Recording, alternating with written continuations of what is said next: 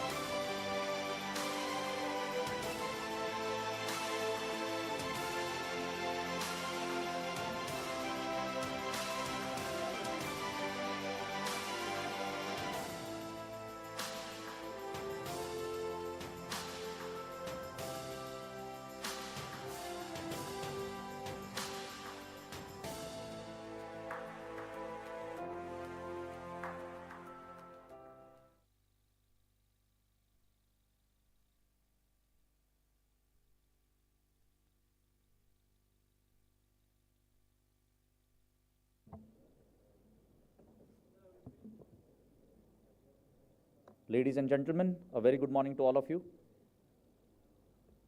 May I request the members of the designated members of the Indian Ocean Rim Association to please proceed outside the auditorium for photography. As we await the commencement of today's proceedings, we would like to play a short video about the Admiral's Cup Regatta. We are delighted to announce that the 13th edition of the Admiral's Cup Regatta will be held in the month of December at the Indian Naval Academy. We request all the delegates to kindly consider sending their teams for this exciting event. Thank you.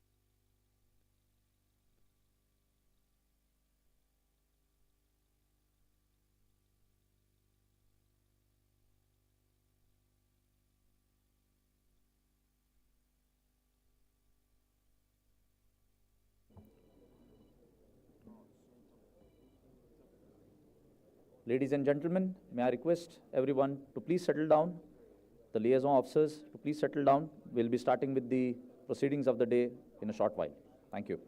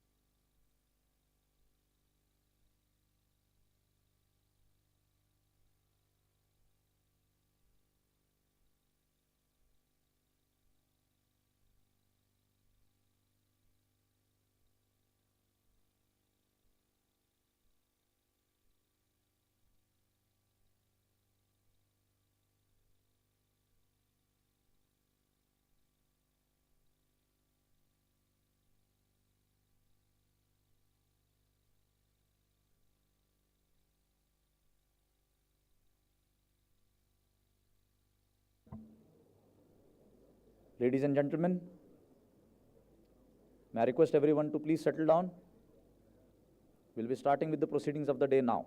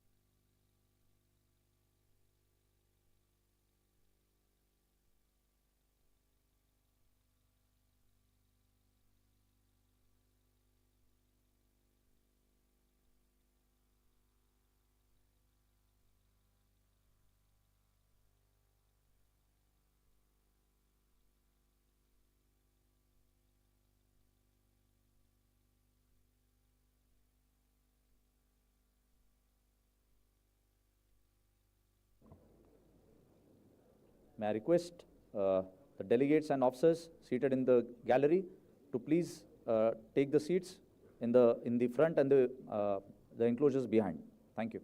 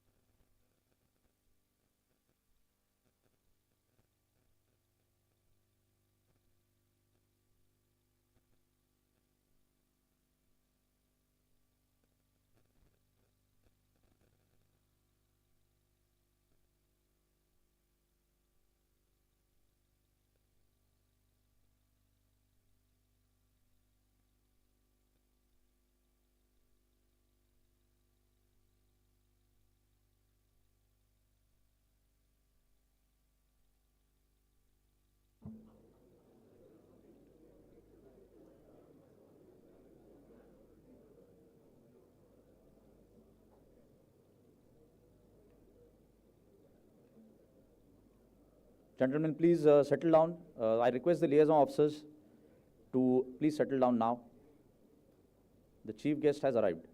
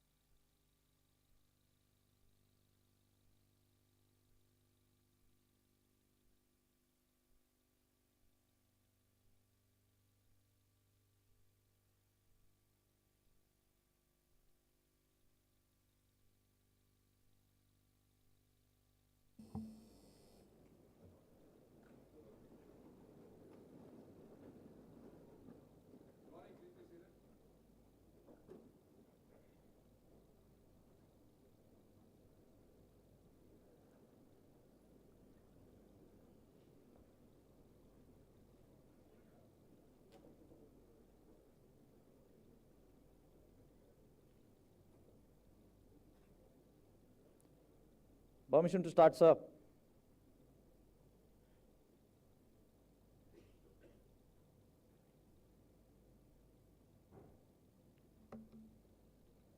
The Flag Officer Commanding-in-Chief, Eastern Naval Command, Vice Admiral Rajesh Pendharkar, heads of delegations, flag officers, commanding officers, foreign service attaches, distinguished guests, ladies and gentlemen. Namaskar and a very good morning to all of you. On behalf of the Flag Officer Commanding-in-Chief, Eastern Naval Command, I welcome you all to the concluding day of the International Maritime Seminar. Yesterday, we were part of some thought-provoking discussions on importance of collaboration and synergy towards nurturing partnerships across the oceans. Today, we will continue the deliberations through 3 themed sessions. In the first session of the day, we will deep dive into discussions around navigating the future. Towards this, may I request the session chair for the first session, Vice Admiral G. Ashok Kumar, retired, the National Maritime Security Coordinator, and the speakers for the session, Admiral Vladimir Kasatonov, Vice Commander-in-Chief, Russian Navy, Second Lieutenant Sadiq Abdul Salad from Somalia Navy and Coast Guard, and Captain Sheikh Mohammed Enamul Hassan from the Bangladesh Navy to please come on stage.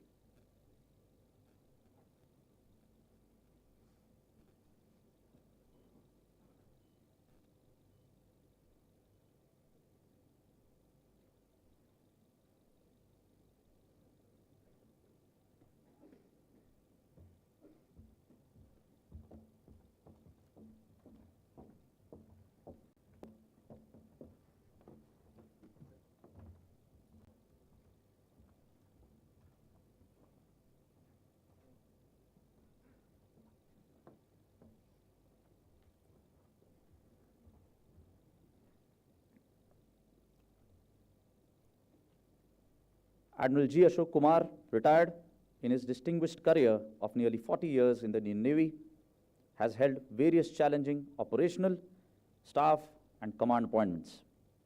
Amongst his numerous sea appointments, he has served as the commanding officer of INS Kulish, a missile corvette, and INS Ranveer, a destroyer.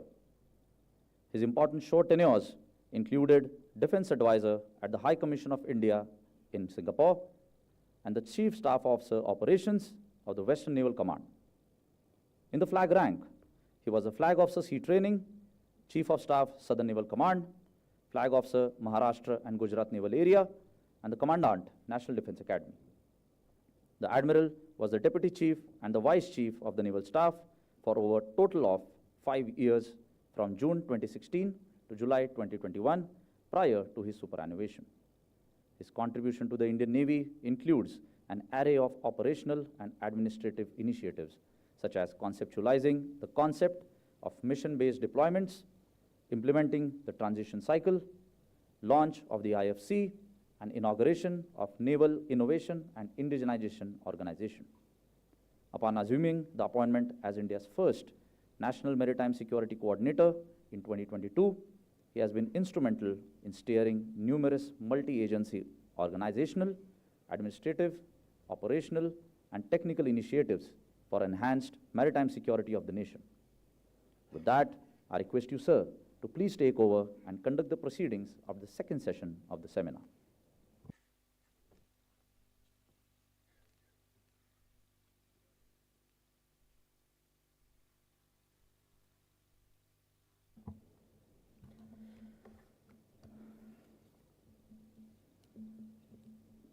Commander-in-Chief, Eastern Naval Command, Admiral K.B. Singh, my Chief of Naval Staff, all foreign delegates who were part of MILAN 2024, and gentlemen, ladies and gentlemen. It's a pleasure for me to be here to moderate this session, the second session on navigating the future. It's indeed commendable that the Indian Navy has organized MILAN 2024 with nearly 50 countries participating. And it's an honor for me to be chairing this session. Now, yesterday, an impressive panel here discussed the immense benefits of collaboration when it comes to dealing with maritime security. Now, such a collaboration is not only, inescapable, but also, completely essential, basically because of a number of reasons. First, if you had to see, there is this inextricable linkage between maritime security and national prosperity of every country. Now, if you look at the United Nations Conference on Trade and Development's annual report, more than 80% of global trade is maritime in nature. In India's case, it is more than 95%. So there is this inextricable linkage between maritime security and national prosperity. That is one. Second is that we are looking towards the seas for lot of blue economy initiatives, whether it is just fisheries, whether it is oil and natural gas, whether it is seabed minerals, and so on and so forth. And I'm sure every country is involved in that too. We are also increasingly looking towards the sea for alternate sources of energy, whether it is wind energy, wave energy, and so on and so forth. Now, the second reason why I said collaboration is inescapable is because of the increasing number and types of non-traditional threats to maritime security. This is one unique feature of the maritime domain. The concept of global commons makes it easier for non-traditional threats to maritime security to survive in the maritime domain. And the other characteristic of the non-traditional threats to maritime security is the fact that they are transnational in nature. So yesterday it was mentioned, not one country can alone, sort this non-traditional threats to maritime security at all. So therefore, the need for collaboration. And so yesterday, again, the speakers, number of them, including the Honorable Vice President who spoke from here, mentioned about India's initiatives. In fact, the Honorable Prime Minister's vision of security and growth for all in the region, SAGAR, which essentially was coming together to ensure security and therefore growth for all of us. The second was that in August 21, when India was in the chair of Security Council, there was an open discussion on maritime security, which was coordinated by the Honorable Prime Minister of India, and the topic was enhancing maritime security, a need for international collaboration. So therefore, there are a number of actions which have been taken in this regard. But despite this, the challenges while collaboratively attempting to overcome non-traditional threats to maritime security are a large number. Now, this panel will end up addressing at least 3 of them.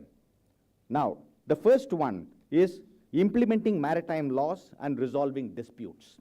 Now, we have got UNCLOS, which is considered the constitution of the oceans. And of course, like Dr. Krishnan Byoga mentioned yesterday, there are a number of other instruments too. You know, whether it's the SUA Convention, whether it, I can go on, it's a huge list. But UNCLOS, considered the constitution of the oceans, itself, you know, creates some misunderstandings in some quarters. I mean, orders which are there or the rules which are there can be misinterpreted in some cases, and that often creates problems. Let me give you a couple of examples. One, islands which give you maritime zones. You know, the islands and rocks are not defined in the UNCLOS.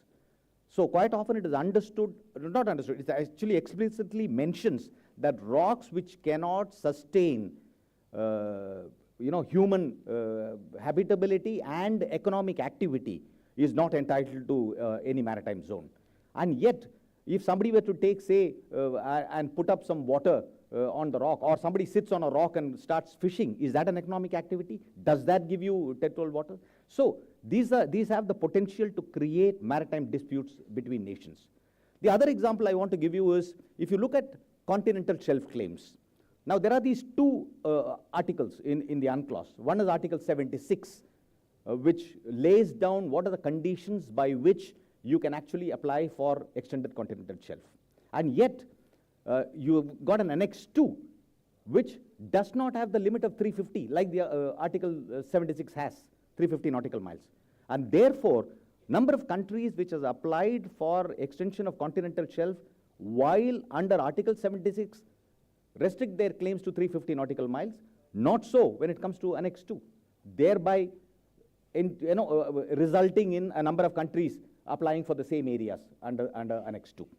So these are some of the things that I wanted to mention. Second is the need for, second topic, is the need for collaborative capacity building and resource sharing. Now, any law is only effective if it is really enforceable. And quite often we find that there are a number of nations which have got huge EEZs but not commensurate capability and capacity to surveil these waters. Like Mauritius is present here, for example, has got an EEZ which is 1,200 times the land mass. You know, so how do countries ensure that these waters remain clear of non-traditional threats? So these are some challenges that will kind of get discussed here. And the third is the import of climate change. Now, I mentioned about how maritime zones are claimed as per UNCLOS. Now, climate change has the potential to change your coastlines, islands can vanish, new islands can pop up, and so on and so forth. So there is no condition in the UNCLOS which stipulates that your base points or base lines have to stay permanent at least for some period of time. You can actually keep changing them every day. That's my understanding, unless and until somebody has other views on it. So as a result, when you have actually divided your maritime zones between two nations, and the second nation ends up promulgating fresh base points, then what happens? So does that not have a potential for disputes? So these are things that we need to keep in mind when it comes to climate change. Okay, so dealing with all these topics, I've got an excellent panel here consisting of 3 speakers. First of them is Admiral Vladimir Kasatanov, the Deputy Commander-in-Chief of Russian Navy. He will speak on collaborative approach to implement maritime laws and resolve disputes. Let me briefly cover his biodata. Now, I'll be very brief because I'm sure you all would have gone through the biodata which is there in the publications, which is put out for MILAN. But he served in the Northern Fleet for considerable time, being the Group Commander, Division Commander, Assistant Commander of a heavy nuclear missile cruiser, Senior Assistant Commander of a destroyer squadron, Head of the Fleet Headquarters Department, Commander of Heavy Nuclear Missile Cruiser, Chief of Staff, and Commander of a Division of Missile Ships, Commander of a Flotilla of Heterogeneous Forces. Now, from 2012 to 2016, he was Chief of Staff, First Deputy Commander of the Pacific Fleet. From 2016 to 19, he was the head of Naval Research Center at Naval Academy named after Admiral of the Fleet of the Soviet Union, Admiral Kuznetsov. Since 2019, he has been the Deputy Commander-in-Chief of the Russian Navy. In 2023, he was awarded the military rank of Admiral. The second speaker will be Second Lieutenant Sadiq Abdul Salad, he's from Somalia, and briefly covering his biodata, his primary education was in Kenya and the secondary schooling at Mogadishu in Somalia. His military service, he joined Somalian National Army in 2020, enrolled in the military academy in Mogadishu in 21, and he achieved the rank of second lieutenant during his tenure at the academy. Currently, he is serving as a training officer for the Somali Navy and Coast Guard. And the third, we have the Bangladesh captain, Captain Sheikh Mohammed Enam Hassan. After his ab initio courses and initial service, he specialized in navigation and direction from Bangladesh and India. He is a graduate of Defense Services Command and Staff College, Mirpur, and is an alumnus of National Command College, Nanjing, China. He has commanded 5 different ships, from missile boats to guided missile corvettes, and has also served as a UNIFIL member in Lebanon. Amongst his other appointments, he has also commanded an operational base, BNS Mongla.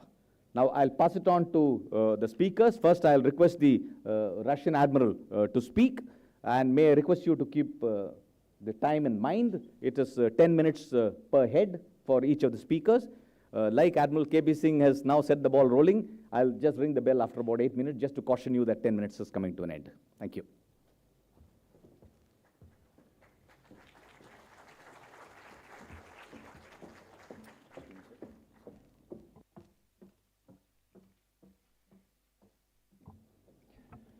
Okay, I'm glad to have the opportunity to see you, to read this, but sorry, I will read it in Russian. Мировой океан – это достояние всего человечества. Он является источником энергии и научных знаний, генератором кислорода планеты, важнейшей коммуникационной сферой, огромной экологической средой. The world's ocean, as the heritage of all humankind, is a source of energy and scientific knowledge, a generator of the planet's oxygen, a vital communications sphere, and a vast ecological environment. В ходе мореплавания и другого использования Мирового океана государства всегда должны были взаимодействовать друг с другом. Их интересы пересекались, что приводило к необходимости поиска компромиссов и способов взаимовыгодного общения. Due to navigation and other uses of the oceans, nations have always had to interact with each other. Their interests have overlapped, leading to the need to find compromises and ways to mutually beneficial communication. В настоящее время безопасное и эффективное использование морских пространств становится все более сложной международно-правовой проблемой и задачей. At present, the safe and effective use of maritime spaces is becoming an increasingly complex international legal problem and task. В этих условиях требуется активная работа дипломатов, других представителей государств по обеспечению выполнения важнейших общепризнанных принципов международного права, мирного урегулирования споров и международного сотрудничества государств. These conditions require active work by diplomats and other representatives of states to ensure the implementation of the most important universally recognized principles of international law, the peaceful settlement of disputes and international cooperation between states. Обозначим современную повестку вопросов совершенствования международного сотрудничества в государств в Мировом океане. Let us outline the current agenda for improving international cooperation of states in the oceans and seas. Первое. Сотрудничество в области продвижения Конвенции ООН по морскому праву 1982 года. First one, cooperation in the implementation and promotion of the 1982 UN Convention of the Law of the Sea. The first slide. Next slide. Thank you. Сотрудничество в области заключения и исполнения двухсторонних соглашений между государствами о предотвращении инцидентов в открытом море и о предотвращении опасной военной деятельности. Cooperation in the conclusion and implementation of bilateral agreements between states on the prevention of incidents on and over the high seas. Сотрудничество государств в области совершенствования международного правового регулирования борьбы с пиратством, а также с иными формами неправомерного использования морских пространств. Cooperation among states to improve international legal regulation of combating piracy as well as other forms of misuse of maritime space. Остановимся более подробно на рассмотрении этих направлений. Let us dwell in more detail on the consideration of these directions. Конвенция ООН по морскому праву 1982 года, как известно, неофициально называется Конституцией морей и океанов. Это совершенно оправдано. The 1982 UN Convention on the Law of the Sea, as we know, is unofficially called the Constitution of the Seas and Oceans, and this is perfectly justified. Она, в частности, определяет правовое положение различных категорий морских пространств, устанавливает правовые основы мореплавания и нового использования Мирового океана, определяет элементы правового статуса военного корабля, решает вопросы защиты и сохранения морской среды, регламентирует вопросы проведения морских научных исследований и предоставляет государствам правовые механизмы для разграничения боковых границ континентального шельфа. It inter alia defines the legal status of different categories of maritime spaces, establishes the legal framework for navigation and other uses of the world's oceans in those maritime spaces that under the partial jurisdiction of coastal states, defines the elements of the legal status of a warship, resolves issues related to the protection and preservation of the marine environment, regulates the conduct of marine scientific research in the world ocean, provides states with legal mechanisms to delineate continental shelf boundaries and resolves emerging disputes. Следовательно, неукоснительное соблюдение положений Конвенции является залогом международной безопасности и эффективного сотрудничества государств. Именно поэтому в настоящее время Конвенцию подписали и ратифицировали более 200 стран. Consequently, strict compliance with the provisions of the Convention is a guarantee of international security and effective cooperation between states. That is why more than 200 countries have signed and ratified the Convention to the date. Вместе с тем, ряд государств, имеющих протяженную морскую границу, до настоящего времени не являются участниками Конвенции ООН по морскому праву и по-своему трактуют ее положение.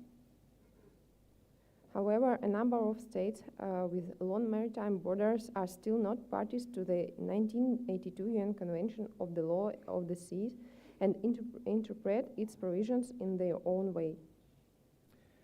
Учитывая суверенность любого государства, реальными шагами к вступлению в Конвенцию могут быть совместный поиск путей устранения препятствий к вступлению в число участников Конвенции, создание международно-правовых условий, способствующих присоединению прибрежных государств к Конвенции. Given the sovereignty of any state, tangible step towards accession to the UN Convention on the Law of the Sea could be jointly seeking ways to remove obstacles to becoming a member of the Convention through negotiations at the diplomatic level, creation of an international legal environment conducive to the accession of all coastal states to the UN Convention. Для этого может быть активизирована роль и непосредственного учреждения ООН, и Международной морской организации, и международных региональных организаций и конференций, а также двусторонних отношений между государствами.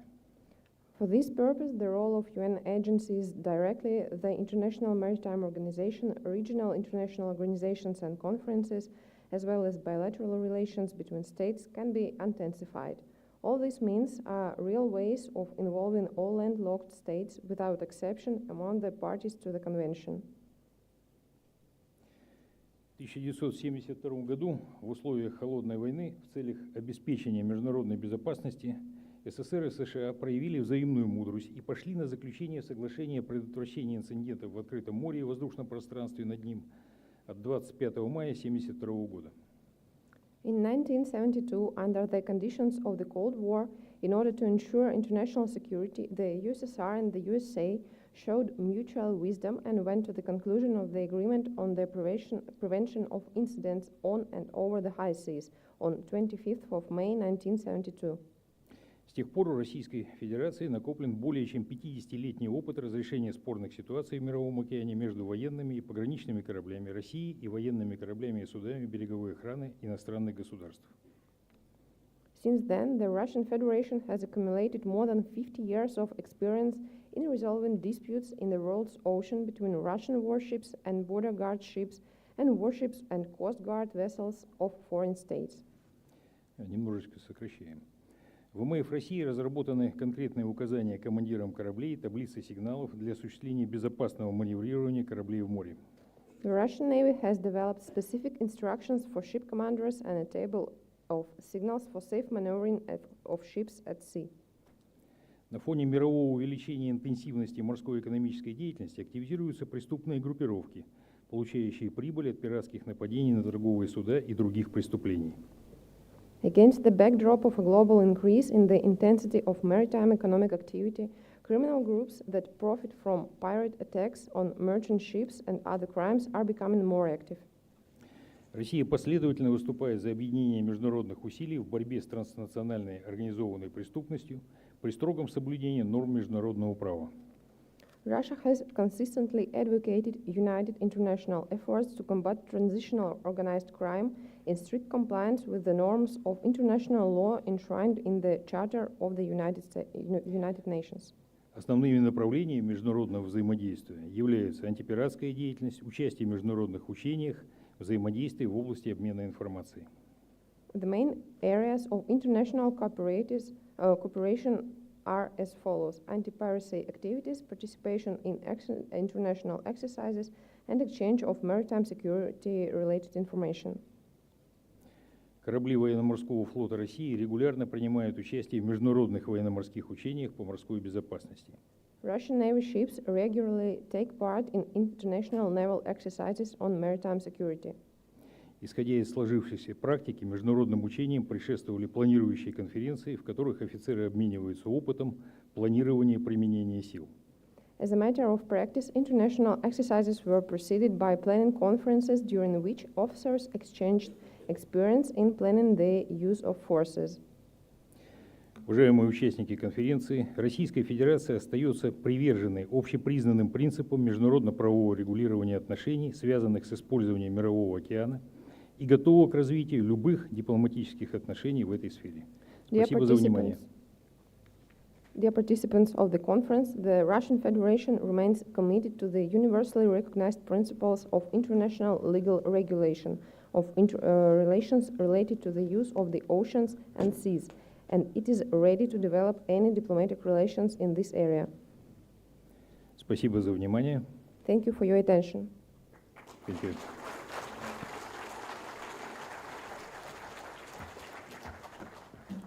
Thank you, Admiral. Okay, next I invite Second Lieutenant Sadiq Abdul Salat. Thank you. From Somalia.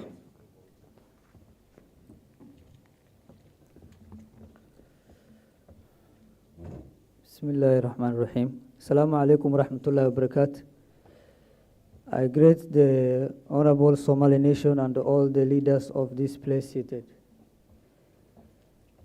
My topic is cooperative capacity building and resource sharing for maritime excellence. Ladies and gentlemen, distinguished guests, I'm honored to represent for Somali Navy and Coast Guard and address this esteemed gathering today on behalf of our dedicated personnel and express our gratitude for this opportunity. Despite the challenge we face and the Somali Navy Coast Guard have made significant progress in recent years.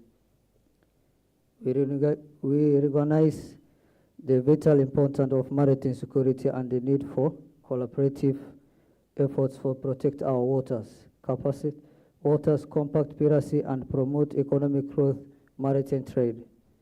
Our vision revolves around the collaborative capacity building and resource sharing for maritime excellence. We firmly believe that through partnerships with regional and international stakeholders, we can create a safer, more prosperous maritime environment. Collaboration is at the heart of our strategy, and we understand that no single nation can address the complex challenge for maritime security alone. Therefore, we seek for the foster partnerships, sharing experience, and learn from one another. We are committed to work closely with neighboring countries like India and Yemen, international organizations, and naval force to development joint activities. They promote information sharing, intelligence cooperation, and coordinate operations. Capacity building is another crucial aspect of our vision. We recognize the importance of all well-trained and equipped Navy and Coast Guard for effective maritime security.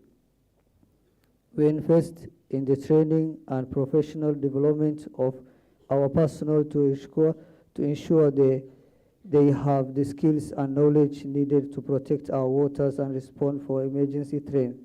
We also welcome support for of our partners in providing technical assistance training program and modern equipment to enhance our capacity.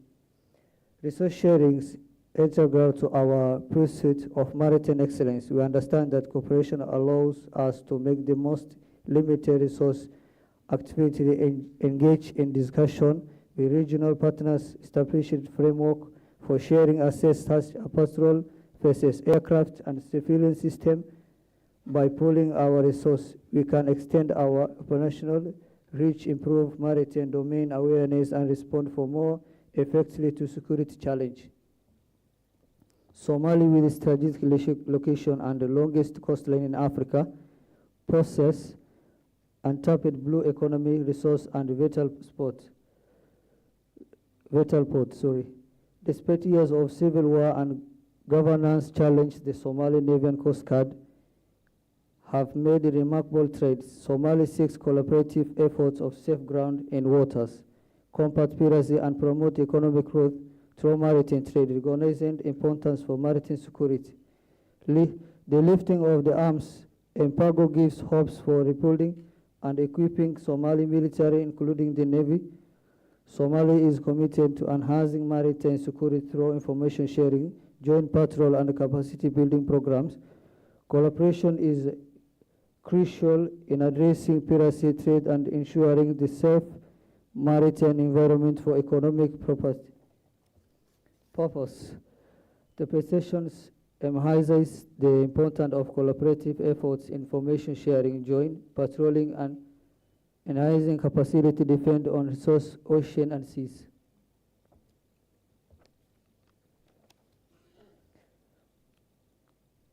The Somali context.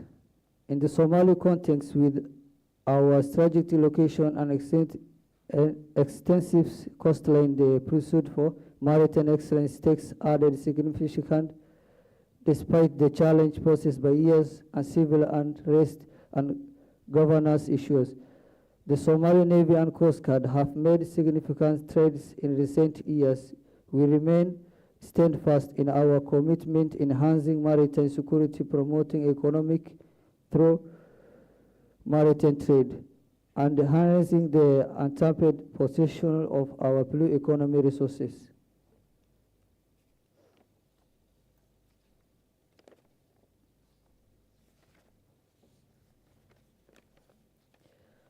Forming alliance, assess and prevent the regional geopolitics. Agreement on maritime, the volunteers and other countries' sovereign international law and may lead to a war on maritime space with can hide crisis on global trade. The point of forming alliance, assess and prevent regional geopolitics agreement on maritime that violates other countries' sovereignty and international law is crucial, especially the light of the recent event in the world and the Horn of Africa region. This significance of this point lies in recognition of the importance of the world borders and maritime territories, as well as the potential consequences of disputes and conflicts in this area. In the recent years, there have made several notable events that highlight in the significance of maritime terrorism and the need for the collaboration in address geopolitics challenge. For example, the Horn of Africa region has experienced maritime disputes and conflicts, particularly concerning the Red Sea, the Gulf of Aden, and the Indian Ocean. The disputes involve issues such as the delimitation of maritime boundaries, sovereign claims over Island, resources exploration and exploration and exploitations, and control over strategic maritime checkpoints. The importance of the water border and maritime territories can be understood. Maritime space serves as vital conduit for global trade, with an estimated 90% of the world trade being transported by sea. Any Any disruptions of conflicts in the area can be service repercussions on global commerce and supply chains and the overall stability for the global economic. Furthermore, the maritime territories are rich in natural resources, including fisheries, hydroponics, and mineral, making them valuable assets for the coastal state. By information alliance and access, they prevent regional geopolitics agreement that violate other countries' sovereign international law. Nation can protectively address potential sources of the conflict and the stability. The alliance can serve platforms for dialogue, negotiation and dispute resolutions, promote peacefully and legal means addressing the maritime dispute by holding principle for international law, including the United Nations Convention on the Law of the UNCLOS. State can ensure that equitable and fair allocation of maritime resources, the protection of maritime terrorists, the practice parts of the Milan 2024. Similarly, play a crucial role in the context. Their presence significant commitment for promoting maritime security, upholding the international law and the safeguard interests of their respective nations by sharing the experience expressed for the prospective departments contributory to the development of the strategic for the effects collaboration and the prevent of regional geopolitics agreement that violate sovereignty in international law.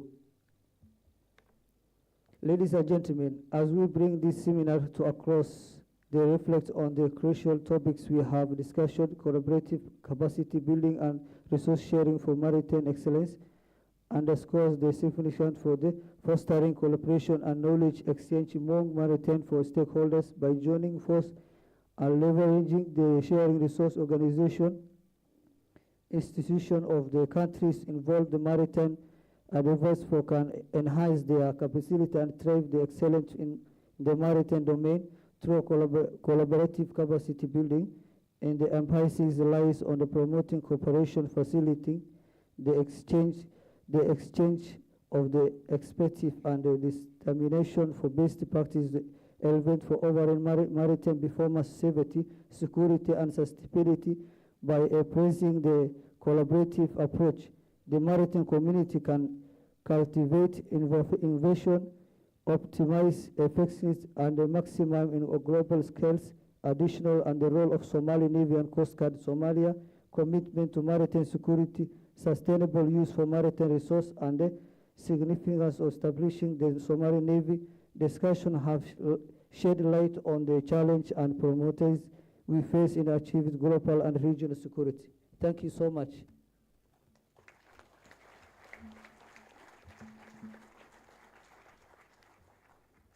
Thank you. May I now request Captain Sheikh Mohammed Enam Al Hassan from Bangladesh Navy.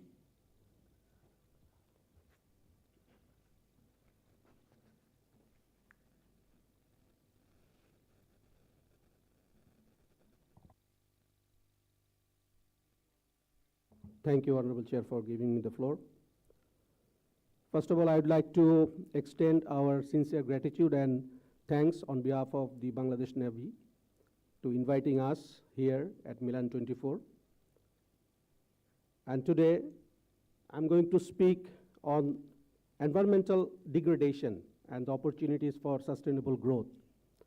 Actually, the climate change, the first effect what we got in the environment. Before going to that, let us see this picture. It was a famous picture of the Earth taken on 1972, which is called Blue Marble. And from that, we know that 70% of the water is covered by oceans around the Earth. And it is immensely having lot of resources, living and non-living. But how much the contribution these oceans are giving to us. According to the Organization for Economic Cooperation and Development, $24 trillion reserve is in the oceans, and which is increasing 1.5 trillion annually. And also, it contributes around 82 million tons of fisheries, 80% global trade, already Honorable Chair has said, and the marine, coastal and tourism, it also adds $161 billion. So it's about ocean. Now let us focus on the Bay of Bengal, where we are sitting down in the shore. It also immensely contributing the huge population around Bay of Bengal. How many? How much population? If I'm not wrong, 1.7 billion people around the Bay of Bengal countries. Therefore, the blue economy is a sustainable concept which should be undertaken by the maritime nations around the Bay of Bengal. But this should be a responsible maritime practice should be required to explore and exploit the resources. With this short prelude, I aim to suggest some responsible maritime practices that will create and explore the opportunities for sustainable growth through blue economy initiative in countries of the Bay of Bengal. In doing so, I'm going to take an example of my country, Bangladesh, to you. Dear audience, as we know, the famous economist, Gonzalo Pauli, he reiterated and he gave the concept of blue economy, said that it seeks to promote economic growth, social inclusion, and preservation or improvement of livelihoods, while at the same time ensuring environmental sustainability. So what are the opportunities we should take for sustainable growth through blue economy, and what Bangladesh is doing now? According to the United Nations, they are actively promoting the blue economy concept and proclaimed in 2017 Decade of Ocean Science for Sustainable Development. And also the SDG 14, Bangladesh also doing the same. After 2014, the delimitation between our friendly neighbors, Bangladesh has taken steps to go into the Blue Economy Initiative. As such, Bangladesh has started engaging with various international regional partners to get the opportunities under Blue Economy Initiative. Our Honorable Prime Minister herself has taken keen interest to pursue the blue economy, and she has established a separate blue economy cell under our Ministry of Foreign Affairs. Various international seminars, workshops are also arranged in our country. Dear presence, Bangladesh, about 30 million people are directly or indirectly connected through the seas, that is the Bay of Bengal, with their livelihoods. The shipping sector is developing very fast. 94% of trade are coming and going from our three ports. And also the deep sea port at Matarbari, it will be a future hub of the ocean-related economic activities in future. The FSRU for LPG, LNG, SPM, and Chittagong Bay Terminal are the future implications for blue economy aspect. There are also currently shipyards, 200 shipyards around Bangladesh, and 100% requirement of the inland water vessels, dredging vessels are covered by this. We have also ship repair and recycling industries. It takes 34% of the total amount of ship breakers around the world. About the tourism, Bangladesh has already started the Bay of Bengal cruise through some private sectors. And also we have longest sea beach, Cox's Bazar, Coral Island, Sundarbans, all together are giving the benefits from the blue economy nowadays. The fish also contributes 52% of the protein requirement of our country. Bangladesh also has huge potential for aquaculture development. Ladies and gentlemen, geologists predict that Bangladesh might have good amount of oil and gas resources, thereby 26 blocks already has been discovered, and we are starting exploring these blocks. In the southeastern part belt, there are also mineral deposits, like garnet, zircon, magnetite, etc. Bangladesh also has huge potential for renewable energy. All this energy surely make Bangladesh a smart Bangladesh and develop Bangladesh as envisioned by our Prime Minister by 2041. Now let us see the impact of these activities on the environment, on the climate change, if the blue economy activities are not properly managed. Ship recycling industries are the main polluters of the coastal environment. However, Bangladesh is taking steps to reduce the pollution. Cutting down of plants around the coastal belts are also dangerous. Erosion is also responsible. Anthropogenic causes, growing human population, intense agriculture, rapid urbanization, these all are responsible for the marine pollution and also the climate change. Conflicts among the ocean users and the coastal resources are a common phenomena. Changing of the farming industry, changing of the lands, farming lands into shrimp farming, making salt production is a conflict between the users. Yesterday we have come to know that IUU fishing is dangerous for depletion of the fishing resources. Also land-based pollution coming to the sea. We have lots of rivers.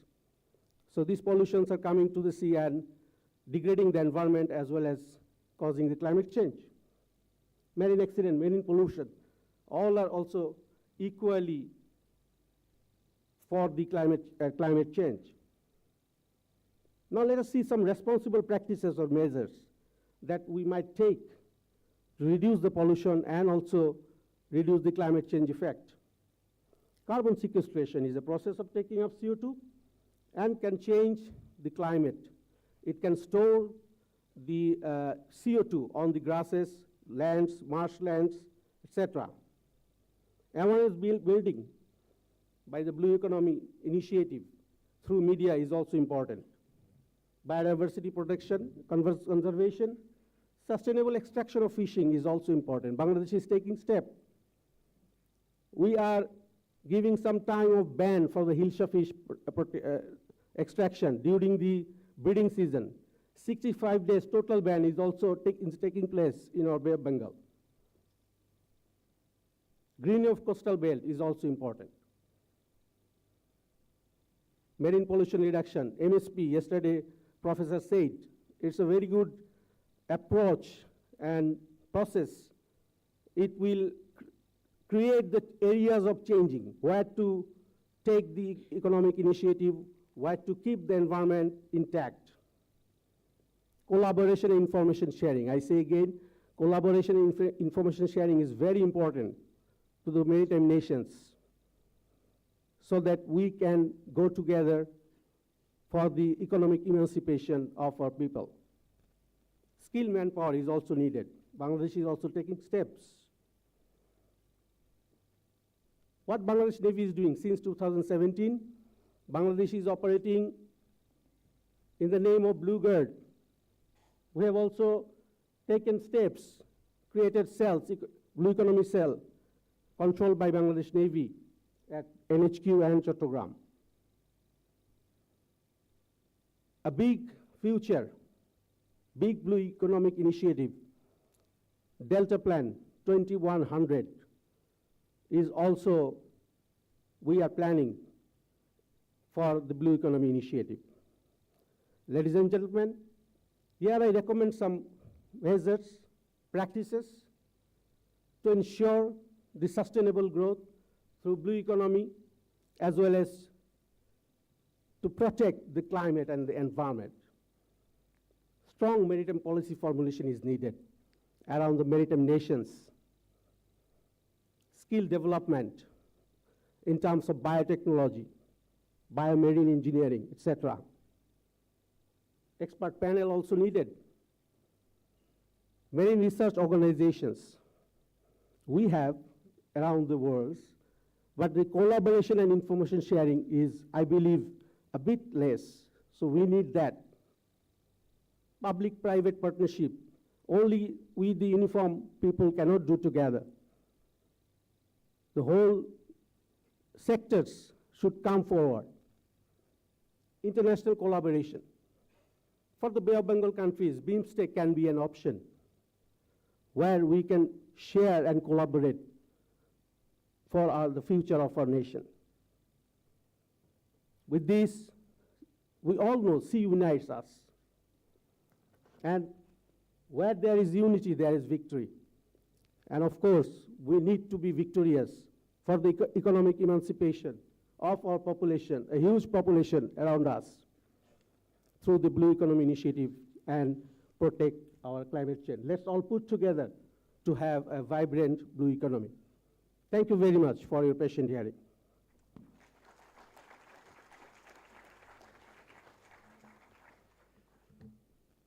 Okay, thank you, Captain. Ladies and gentlemen, we have about 15 minutes of Q&A time. So whoever wants to ask a question, please get up, your name, your country, and keep the questions brief so that we can take on enough questions. Thank you.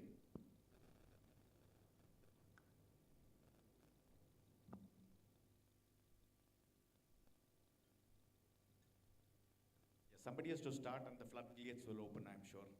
Yeah.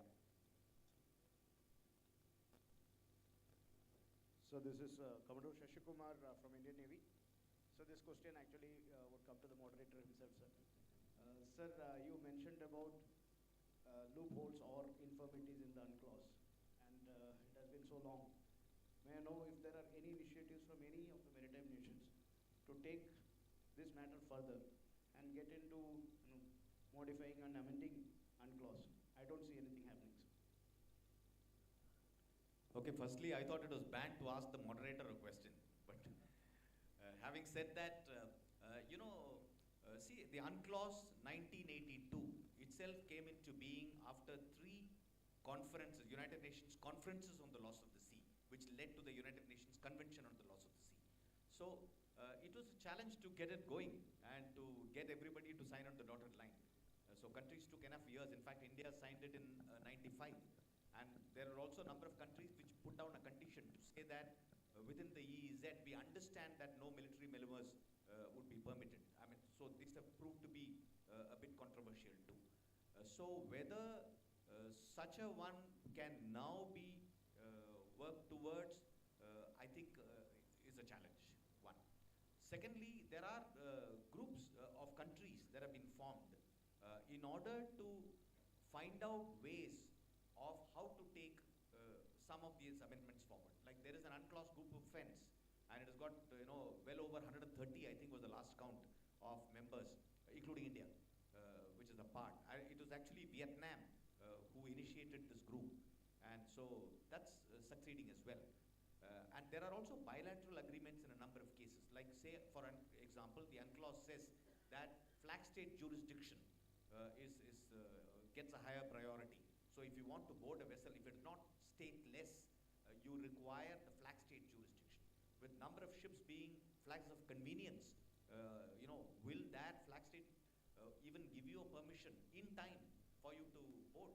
So number of countries have gone ahead and signed bilateral agreements that, okay, in so many hours, if you don't hear from you, we take it that you don't have an objection and we'll board it, just to check, because this is just for global good. So those kinds of measures are being put into place in order to overcome some of the challenges which are there. Okay, thank you. Next question.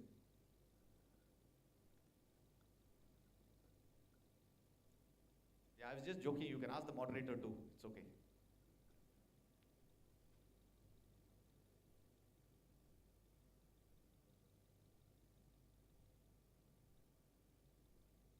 Any more? Yeah. The 2 hands, one after the other, please. So I'm Commodore Nagpal, Indian Navy, sir. My question is for Admiral Vladimir, sir. In the present context, sir, how do you recommend enforcement of the UNCLOS and achieving a rule-based order, sir? How do you recommend enforcement of UNCLOS? Yeah, okay. So I think the Admiral brought out that, there is a need to strengthen the legal framework to ensure that people kind of abide by UNCLOS. But is there anything else that the Admiral would like to say?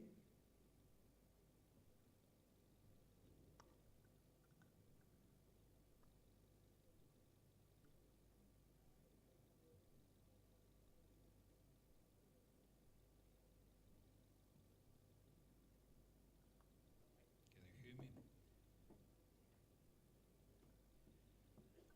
Я думаю, что конвенция – это всеобщее соглашение, которое достигли более 200 стран. Однако не все страны, имеющие очень протяженную морскую границу, эту конвенцию приняли и полностью ее исполняют.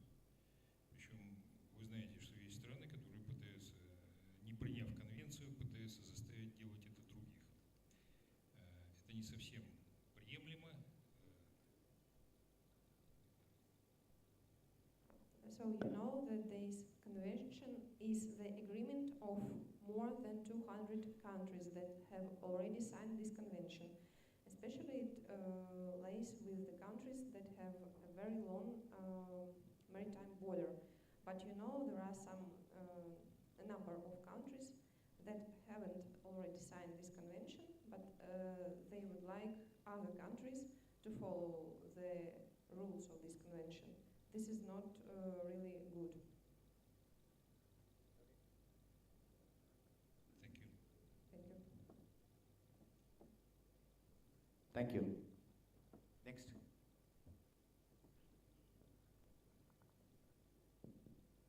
Good morning. My name is Dr. Chimi. I'm a research fellow at National Maritime Foundation. My question is to Admiral Iqbal. While discussing about the blue economy, you have connected it only to SDG 14. While don't you think that the blue economy can be connected or interconnected with all the SDGs? Because when you talk about the pollution, because it comes from the hinterland and it gets dumped into the ocean. So when we don't have a robust understanding or a policy, then do you think that there's a maladaptation? Thank you. Thank you very much for your question.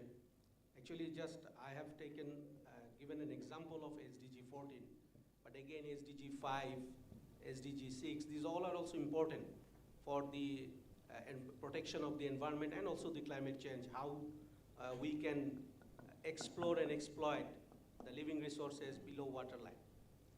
Again, just let me tell another thing, that why I was reiterating the collaboration and information sharing as importance for extracting the Blue Economy Initiative. Bangladesh is giving ban, 65 days ban, total ban around the areas of the fishing areas in the Bay of Bengal. But again, at the same time, our scientist has discovered a time, but at the same time, the other nations may not equally give the same ban. But fish doesn't, know the boundary. Fishes are moving around all over the ocean. So if this collaboration and information sharing are judiciously done together, so that the sustainable extraction or sustainable maximum yield of the fishing resources and other resources can be done, which can be effectively done to the climate change and also to the economic emancipation of the nations. Hope I answered your question. Yeah, thank you. That is well answered. Any other questions? Anybody?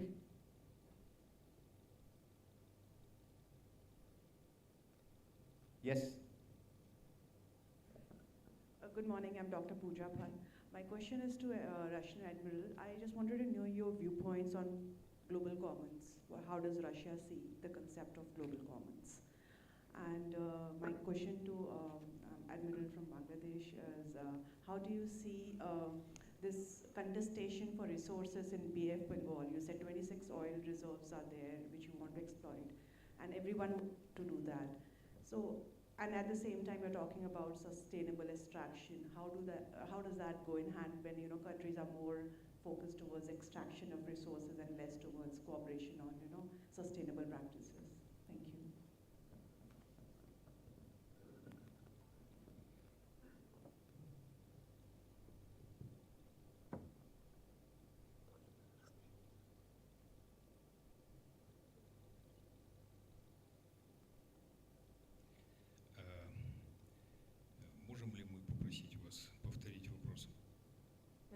please repeat the question? No, she just asked as to the views on global commons, the Russian view on global commons, the seas being a common area. Just for navigation, not for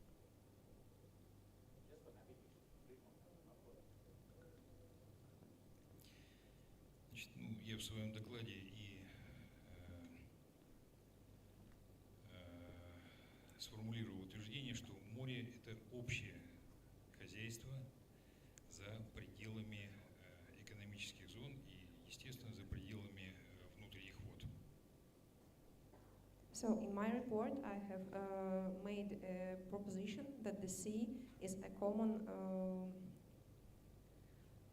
heritage besides the seas and besides the ocean. It's something very common for everybody. И как бы мы ни хотели или как бы кому-то не хотелось, в этом пространстве мы вынуждены, мы должны жить мирно, дружно и сосуществовать. Whoever wants or whoever doesn't want to act this way, but we are urged to cooperate and co-live in a very peaceful way in the seas. Более того, мы должны совместно уважать друг друга и совместно эксплуатировать те ресурсы, которые являются общими.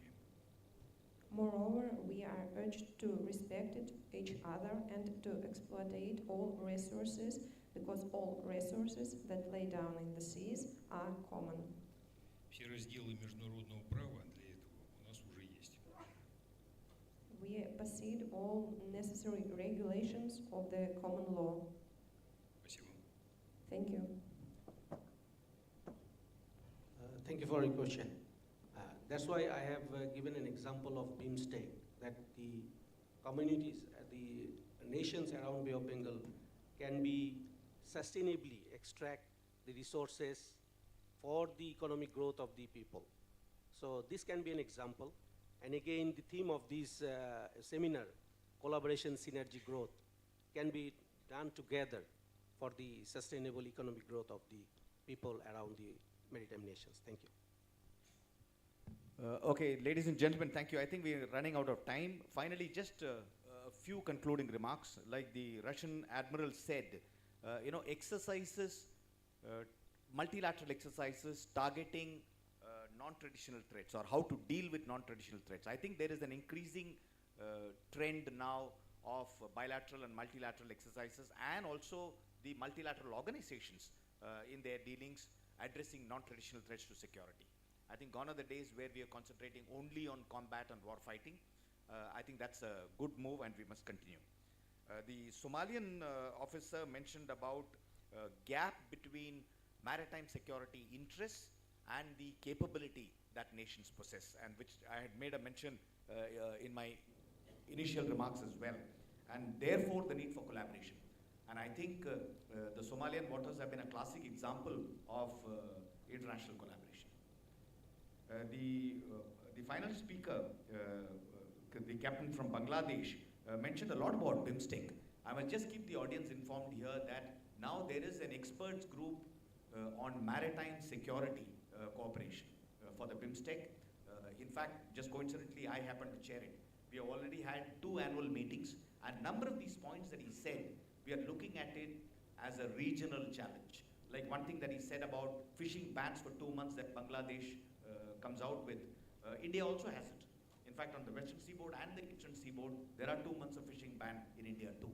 Whether there should be just a common period for all so that sustainable fishing can further be promoted is a point that has been discussed at the BIMSTEC as well. Secondly, even the marine spatial planning that he was talking about, sharing of information from our own respective research vessels which deploy in this area, so that we are not dependent on some outsider to come and do research for us. And also that has got strategic implications as well. These are things that we need to keep in mind and take them forward. Responsible maritime practices, I completely agree, whether it is pollution, whether it is protection, the coastal erosion that he spoke about, all of which are very, very critical points that we need to keep in mind. Thank you all very much. I must thank the speakers for having firstly brought out such very important points as well as having stuck to the time. And thank you audience for their wonderful questions. And may I request you all to give a round of applause to the speakers, please.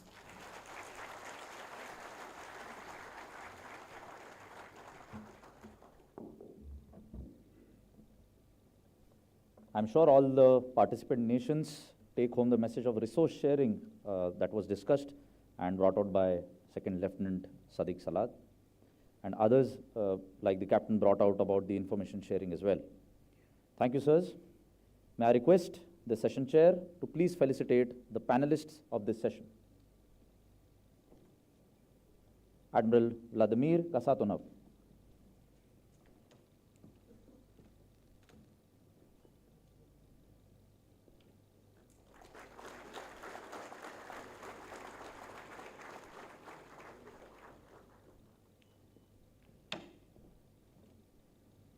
Second Lieutenant Sadiq Abdul Salad.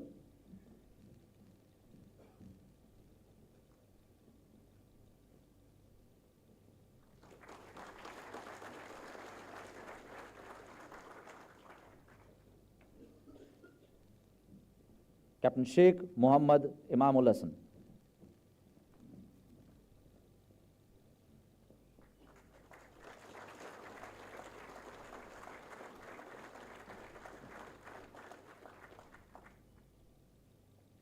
Thank you, sir.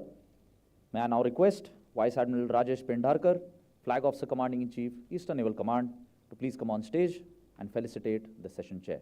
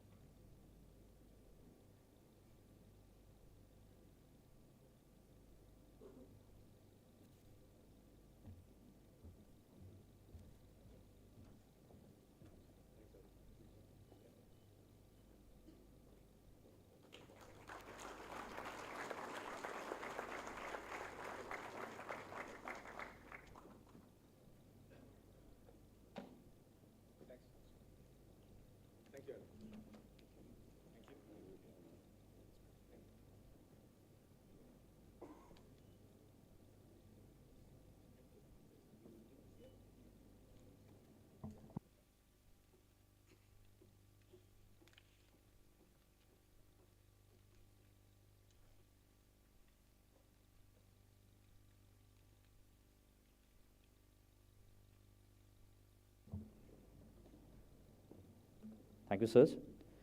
The theme for the next session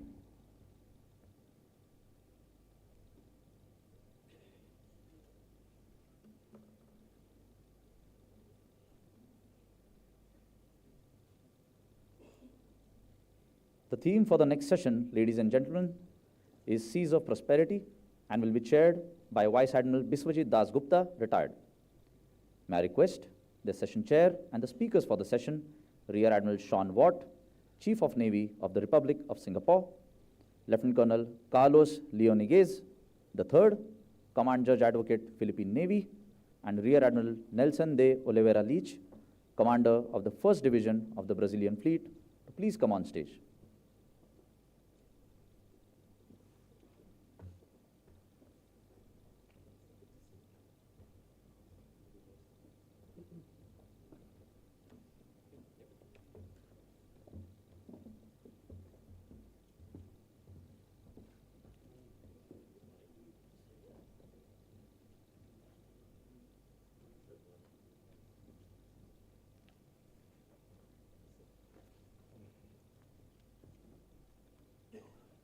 Vice Admiral Biswajit Das Gupta was commissioned in the Indian Navy in 1985 and is a graduate of the National Defence Academy.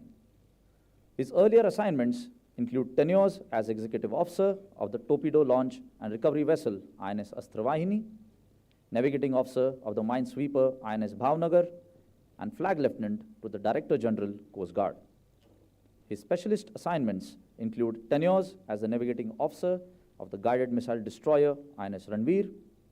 He also served briefly as Deputy Squadron Commander of the Chukar Aerial Target Squadron. He commanded the missile boat INS Nishank in the rank of Lieutenant Commander and missile corvette INS Karmuk in the rank of Commander, the latter as the Commissioning Commanding Officer. As a captain, He headed the Navigation and Direction School and commanded the missile frigate INS Tabar and the aircraft carrier INS Virat. He was the Indian Navy's Eastern Fleet Commander from October 2016 and Jan 2018. His staff appointments include tenures as Commander Workup at Headquarters Flag Officer Sea Training, directing staff at the Defence Services Staff College, Wellington, Naval Assistant to the Chief of the Naval Staff, Fleet Operations Officer of the Western Fleet, Chief Staff Officer Operations at Headquarters Western Naval Command, and Additional Director General at the Headquarters of the National Cadet Corps. On promotion to the rank of Vice Admiral, he was appointed as the Controller Personnel Services at Naval Headquarters. The Flag Officer was the Chief of Staff, Eastern Naval Command, prior to be elevated as the Flag Officer Commanding-in-Chief, Eastern Naval Command in December 2021. He is a graduate of the Defence Services Command and Staff College, Bangladesh, the Army War College, Mao, and the National Defence College, New Delhi. He holds 2 master's degrees in Nautical Sciences and Defence Studies and 2 MPhil degrees in Defence and Strategic Studies and Management. The Flag Officer is a recipient of Param Vishisht Seva Medal, Ati Vishisht Seva Medal, Yudh Seva Medal, and Vishisht Seva Medal. With that, I request you, sir, to please take over and conduct the proceedings of the 3rd session of the seminar.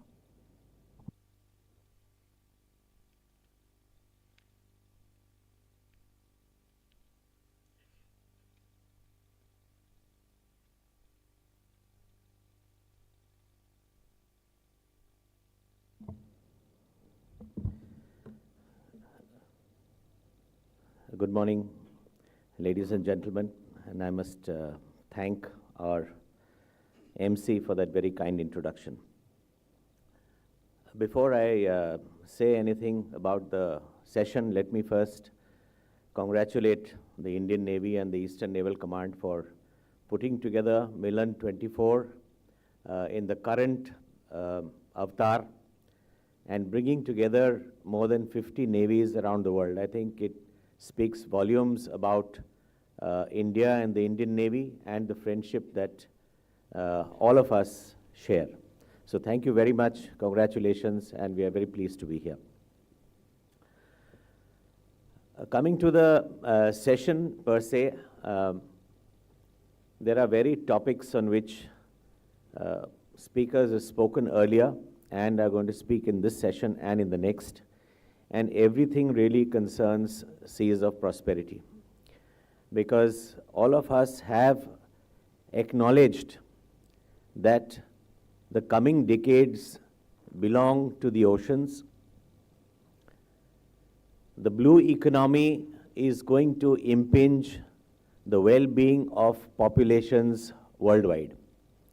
And India is no exception, and I don't think any country in the world can divorce itself from the benefits of the blue economy. Now, we have some very illustrious speakers here on stage who will talk about different aspects of prosperity. Now, prosperity is a very large topic, and therefore, it is going to be very difficult to introduce in 10 minutes. But all I can say is that we have all acknowledged the blue economy. We have all acknowledged that the oceans are a common good. We have all acknowledged that 80% of our global trade passes over the sea, and this is not going to reduce, it is only going to increase. We have also said that we need to preserve good order at sea, we need to be more efficient at sea, we need to follow rules at sea. So these are all common perceptions and understanding that we have, which will eventually result in some kind of prosperity. There are several issues that are going to be discussed today, and effectively they lead to building sustainable economies, sustainable environments, and basically to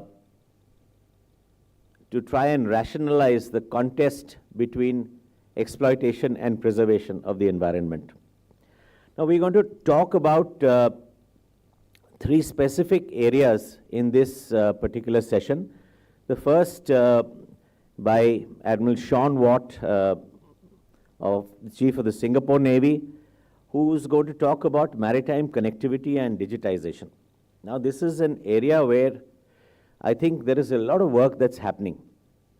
And digitization has impacted every aspect of our livelihood, and the maritime theater or maritime sector is no exception. End-to-end supply chains require enormous amount of digitization if you have to enhance the efficiency. And today, I don't think we are really there. There are many aspects of our supply chains around the world that will benefit by a lot of digitization and connectivity. There will be tools and systems that will be required to be open and interoperable between various agencies that are in the maritime theater, so that timelines are compressed. Reporting mechanisms, monitoring mechanisms have to be strengthened, so that if something happens somewhere and there is a requirement for agencies to respond, that should happen quickly. So whether it is through communication protocols, networks, low bandwidth systems, whatever was discussed yesterday, many such things will come into play.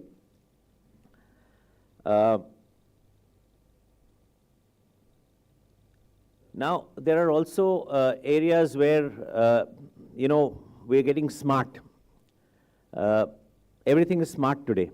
So now we're looking at smart cities, smart ports, smart logistics. Everything will require digitization.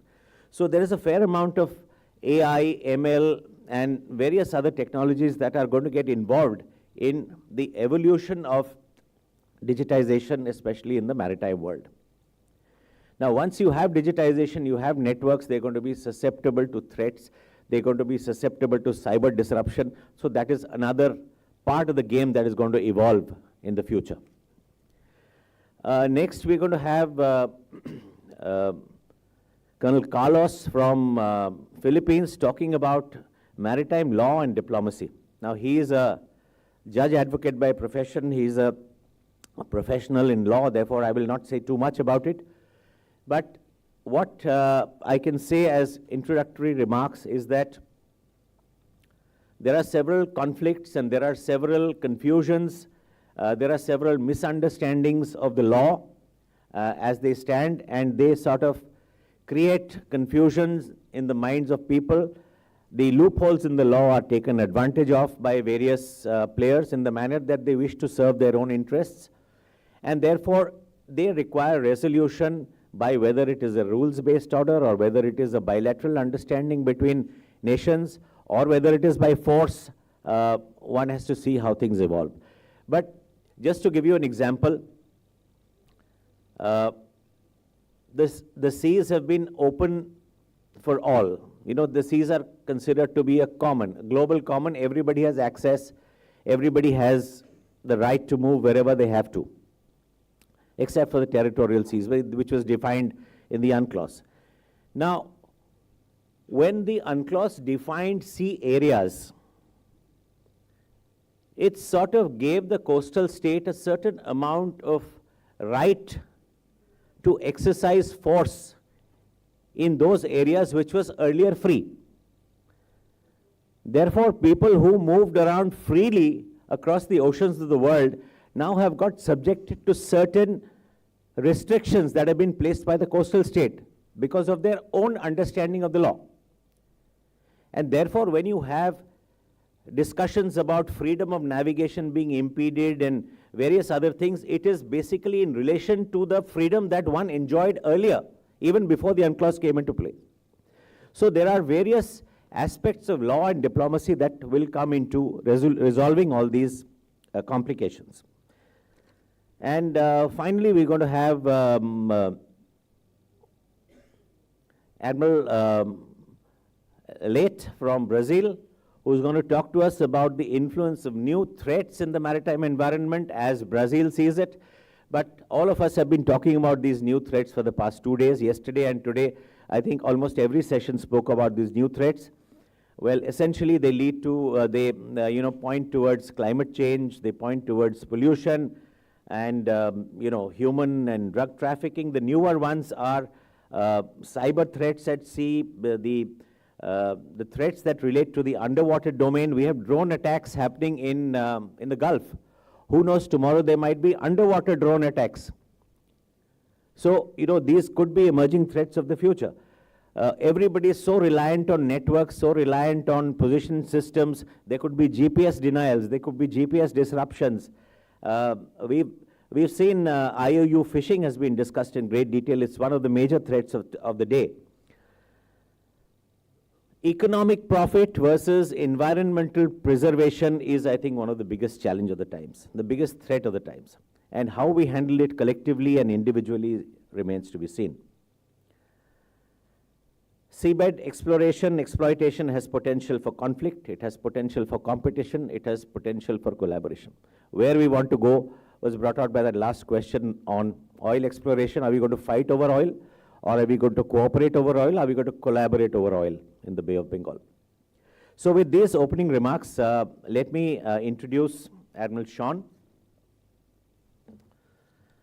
Admiral Sean graduated from Stanford in 2006 with a bachelor's and master's degrees in arts, science, engineering.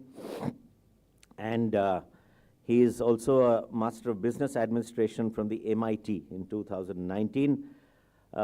He is a professional naval officer. He spent a lot of his time in formative years in the Victory class corvettes and the Formidable class frigates. He has also commanded the frigate Supreme from 2014 to 2016. He has been the Deputy Commander of the Maritime Task Force and Maritime Security Command from 2019 to 2020. And he has been the Fleet Commander from 2022 to 23. He has had several challenging staff assignments where he has looked after policy plans and very important departments of the Republic of Singapore Navy. He also served at the head of Force Transformation, Joint Plans, and the Transformation Department between 2016 and 2018, where he has overseen the planning and capability development efforts of the Singapore Navy. So, all yours, Admiral Sean.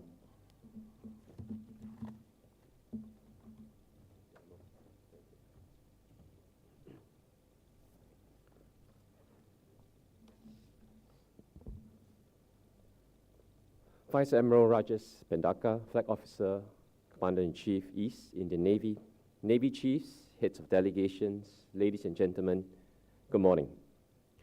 Let me first extend my gratitude to Admiral Kumar, Admiral Pendaka, and the Indian Navy for the excellent hospitality. Congratulations on yet another successful edition of Milan. The Singapore Navy is honored to have participated in every edition of Milan since its inception in 1995, a testament to the strong ties between the two navies. More importantly, platforms like Milan bring navies together to build ties, understanding, and interoperability, which are all the more pertinent given the tensions and hotspots we see around the world. Thank you also for the opportunity to speak here at the International Maritime Seminar 2024 amidst a distinguished panel and to an esteemed audience. And let me just say it's good to reconnect with Admiral Dasgupta again. The topic today is on maritime connectivity and digital technology. The words maritime and connectivity go very well together. We know that the seas connect us. And as long as there have been ships plying the oceans, the maritime domain has facilitated the exchange of trade, knowledge, culture, and peoples. Digital technology has supercharged this. Through various tracking and positioning technologies, shipping companies can monitor and communicate with their fleets wherever they may be around the world. The most advanced megaports have also moved towards paperless documentation.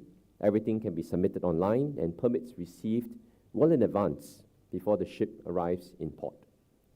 The most digitally savvy ports know the location of every container and every piece of cargo and meticulously optimize port operations for maximal efficiency. Another key trend is the move towards autonomous ships, fully uncrewed commercial ships that leverage computer vision, AI, remote control to complete their journey. This is enabled by a global connectivity network, as well as the ability to pipe back data from various sensors on board the ship so that we can monitor the ship's status from shore. I believe that autonomous commercial ships will be a part of the future of the shipping industry, another example of how digitalization is driving connectivity in the maritime space. The use of these technologies, in particular digital technologies, is not without risk. As ships and maritime infrastructure, such as ports, become more digitally integrated, the risk surfaces for malicious actors to exploit increases. Vulnerabilities in navigation and communication systems, as well as port management systems, can be targeted to cause disruption as well as damage. In addition, with increasing reliance on remote access for monitoring and automation of tasks, there are greater risks of unauthorized access. We must also contend with data security concerns, as sensitive data about cargo, crew, and trade routes can be hacked. The problem is exacerbated by implementation. Many of the ships, commercial or military, that ply the oceans today were not designed with cybersecurity in mind. Building brand new ships could be prohibitively expensive, and in our push for greater digitalization and connectivity, we may choose to slap on commercial off-the-shelf solutions, but we need to be cognizant that there could be security trade-offs. There is significant and growing concern about these risks. In 2021, the RSN's Information Fusion Center included maritime cybersecurity as a new maritime security category due to growing concerns raised by the IFC's shipping partners. The IFC thus tracks incidents of maritime cybersecurity as part of its periodic reports. In 2023, the IFC recorded a total of 20 maritime cybersecurity incidents in our area of interest, a significant increase from just 3 incidents the year before. The majority involved malware attacks targeting ports. Such attacks disrupt port operations, in turn causing economic losses due to shipment delays. They also pose significant safety concerns. Just in July last year, the port of Nagoya, Japan's largest in terms of total cargo throughput, was targeted by the Lockbit 3 ransomware group. Port operations were affected for over 48 hours, preventing the movement of containers. Later in November, cyber attacks on Australian port operator DP World affected operations across numerous ports. Again, the impact lasted several days, with approximately 30,000 shipping containers being affected by the cyber attacks. Maritime cybersecurity incidents can also affect individual ships at sea. GPS and AIS are widely used by ships for safe navigation and collision avoidance. However, AIS data is susceptible to spoofing, or the manipulation of data to generate and relay false information about the vessel's position and maneuvering. On top of concealing illegal activities at sea, spoofing can compel ships to make unintended maneuvers. In other words, ships may make maneuvers that result in dangerous situations where there were none to begin with. For instance, in 2019, the UK-flagged tanker transiting the Arabian Sea was observed to have made repeated course alterations, which caused her to deviate from the typical transit profile. Subsequent analysis by Lloyd's List Intelligence suggested that the tanker was receiving inaccurate positioning information due to spoofing, prompting alterations of her course to correct her position. What is particularly concerning is that the barrier to entry for spoofing is not high, which can be executed using commercial off-the-shelf equipment. We therefore cannot discount the possibility of it being exploited by maritime terrorists or pirates for nefarious ends. Moreover, the potential impacts can be much greater than what we have seen. For instance, if a large ship or an autonomous commercial ship is spoofed into making maneuvers into crowded waters. The landscape of maritime security risks that I've talked about present a sobering picture. They temper our excitement about the future, but they should not hold us back from the various exciting developments happening in the maritime domain. It is therefore, as the commercial shipping industry embraces even more digitalization, navies need to work hand in hand with port authorities and national cybersecurity agencies to enhance the security aspects. Within Singapore, the Maritime and Port Authority is a sectoral lead, setting digitalization and security standards for ports and Singapore-registered ships. To mitigate the risks and impacts of potential cyber incidents, the MPA, or the Maritime and Port Authority, will set up a Maritime Cyber Assurance and Operations Center, MCAOC, by 2025 to provide real-time cybersecurity monitoring and to disseminate information. For this, our Port Authority takes alignment from the standards set by the Cybersecurity Agency of Singapore. These apply across 11 critical information infrastructure sectors, of which maritime is a key one. The Singapore Navy works closely with our Port Authority to provide the overall national security assessment for the maritime domain. Within the Singapore Navy, this effort is led by the Singapore Navy's Information Fusion Center. Maritime cybersecurity incidents can be tracked on the IFC's Real-Time Information Sharing System, or IRIS. IRIS is a single platform that allows the user to see all types of maritime incidents, from sea robberies to illegal fishing to other illicit commercial activities. Strong networks underpin the IFC's information sharing processes, with 133 partners from 57 countries. The IFC right now also hosts 25 international liaison officers from 20 countries who are physically deployed in Singapore to facilitate swift and effective last-mile coordination during incidents. Of note, the IFC works closely with the IFC IOR, hosted by the Indian Navy. The Singapore ILO, accredited to the IFC IOR, serves as a crucial link between both IFCs, sharing and verifying information on regional incidents to improve collective awareness and cue prompt responses. In addition, this improves the accuracy and fidelity of information in maritime security products released to our shipping community and security stakeholders. In conclusion, digitalization in the maritime domain holds much potential. While we seek the gains of maritime connectivity, we also need to give sufficient weight to the security aspects to ensure that we introduce these new and exciting technologies in a safe and secure manner. Thank you for your attention, and I look forward to a constructive discussion ahead. Thank you.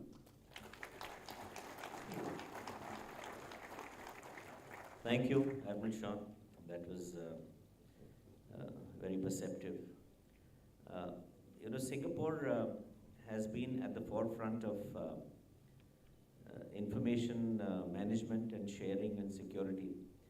And I think even the Indian Navy has learned a fair deal from Singapore's IFC as we went along setting up our own IFC IOR in Delhi.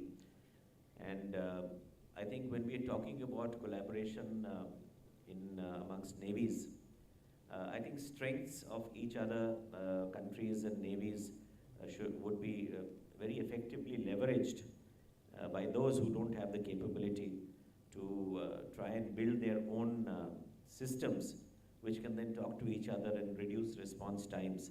As Admiral has brought out that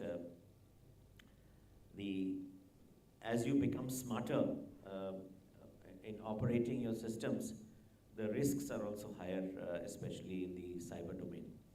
And how to employ technology usefully and how to keep them safe from attack is perhaps going to be one of the challenges of the future. So thank you, Admiral, a very, very good talk that you've given us.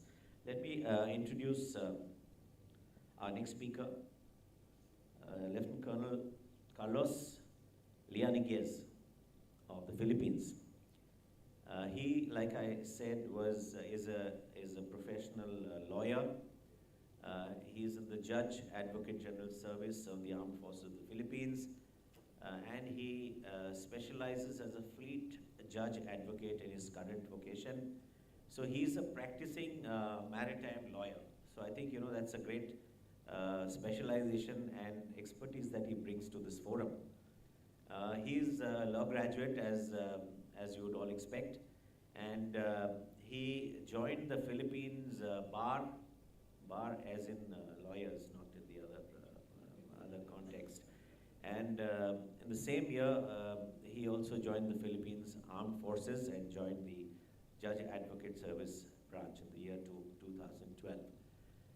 He has held key appointments as staff judge advocate of the naval forces in Luzon, southern Luzon, and thereafter now he's the judge advocate at the headquarters of the Philippines fleet. So he is actually, despite him, is that the naval uniform? Oh, it's a technical officer's uniform, but I think his experience is more maritime and naval than anything else. Also, he has contributed significantly to several legal initiatives and procedures in the Philippines Armed Forces. So without further ado, may I hand over the stage to Lieutenant Carlos.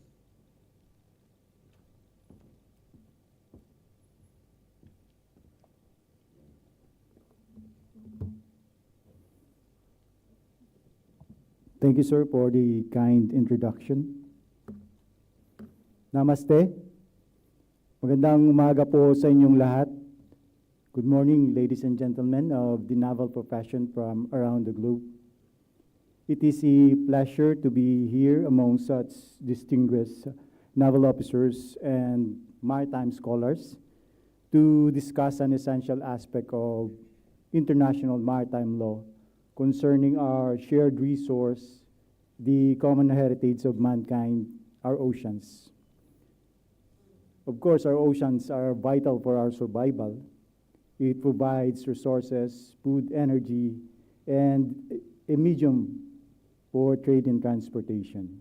However, our oceans are also a source of dispute due to overlapping claims, navigation rights, competition to resources, among others. Without further introduction, allow me to present the basic, this is just a basic diplomatic mechanisms and legal frameworks of maritime dispute resolution. Part 1. Part 2 will be on the next MILAN.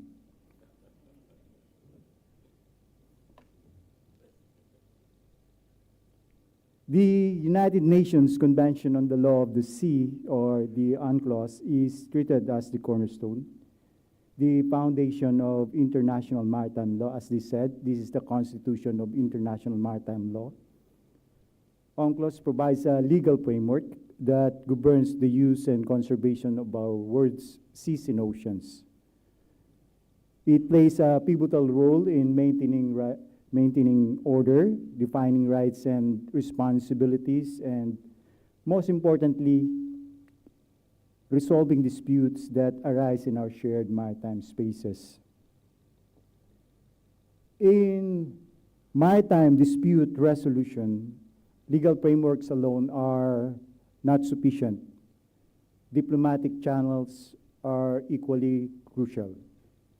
These channels facilitate communication, foster understanding, and help in navigating the complexities of international relations, thereby contributing significantly to maintaining peace and stability in the world's oceans. UNCLOS provides various diplomatic tools as peaceful means of dispute resolution that states are encouraged to use before resorting to compulsory dispute resolution. However, the choice of method depends on the disputing parties, the nature of the dispute, and the relationship between the parties. Also, their willingness to resolve the dispute.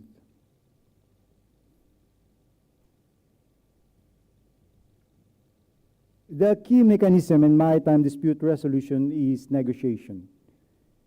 Negotiation is a fundamental diplomatic tool used in various fields, including international relations and maritime dispute resolution.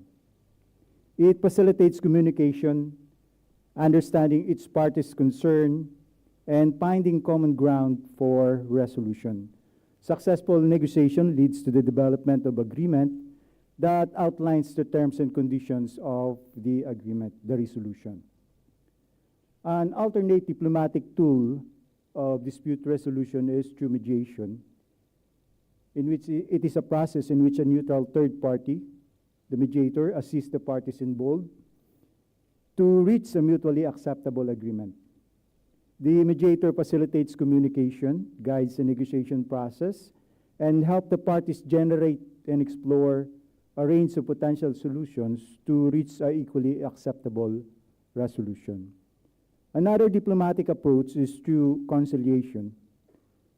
Conciliation is one in which a neutral third party, called the conciliator, assists disputing parties in reaching a mutually acceptable agreement. The conciliator actively proposes solution and make recommendation to the parties. This conciliation does not follow a structured process, and its outcome depends on the willingness of the parties to engage in dialogue and reach a mutually acceptable agreement. And any agreement reached or recommendations made can be formalized. Another diplomatic channel that may facilitate maritime dispute resolution is through international organization and multilateral dialogue fora. These organizations and fora provides a platform for member states to discuss, negotiate, seek solutions to the maritime challenges and issues in a collaborative and multilateral setting. These are just some of the diplomatic tools widely used for maritime dispute resolutions. Other alternative diplomatic means of dispute resolution may be used and tailored depending on the specific needs of the disputing parties. In the same way, the UNCLOS provides legal frameworks for the settlement of disputes, one of which is through the ITLOS, the International Tribunal for the Law of the Sea, which has jurisdiction over any disputes concerning the interpretation or application of the UNCLOS, and over all other matters that specifically provided in any other agreement conferring jurisdiction to the ITLOS and accepted by all the parties. ITLOS is open to states parties to the convention and to other state or entities not parties to the conventions under any other agreement submitted conferring jurisdiction to the ITLOS. The decision of ITLOS are binding, however, it does not have an enforcement mechanism. Another mechanism for maritime dispute resolution is through the ICJ. The ICJ settles legal disputes submitted to it by states and result in one or three ways. One, they can be settled by the parties at any time during the proceeding. Two, a state can discontinue the proceedings and withdraw at any time during the proceedings. And three, the court can deliver a verdict. The decision of ICJ is binding, but again, it does not have an enforcement mechanism. A further legal mechanism for the peaceful resolution of maritime dispute is through the arbitration tribunal under Annex 7 of the UNCLOS. It is initiated when one of the parties to the disputes invokes these arbitration procedures. The tribunal conducts proceedings allowing each party to present their case, and the tribunal is also allowed to issue and make interim action or provisional remedies to prevent irreparable harm while the arbitration process is ongoing. The decision of the tribunal is final and binding, and the parties are expected to implement the decision in good faith. Lastly, UNCLOS provides a specific mechanism for resolving disputes in particular areas through the Special Arbitration Tribunal under Annex 8. Any party may submit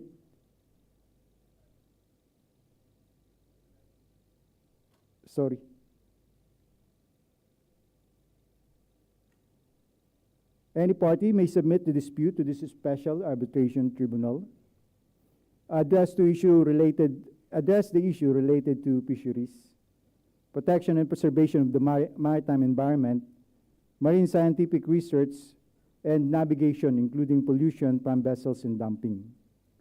The decisions and findings of the Special Arbitral Tribunal are binding on the parties involved. The provision of Annex 7, the Arbitration Tribunal, we will apply with necessary changes to these special arbitration procedures.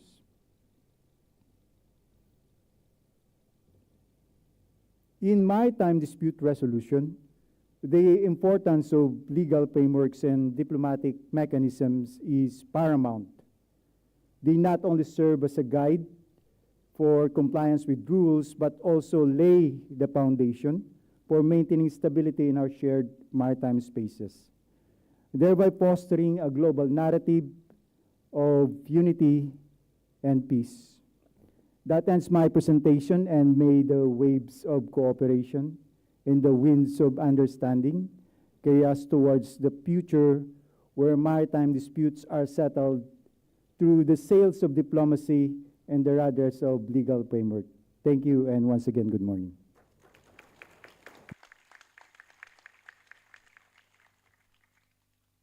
Thank you. Thank you, Lieutenant Colonel Carlos, for that perspective on dispute resolution. I think there are some interesting points that he made.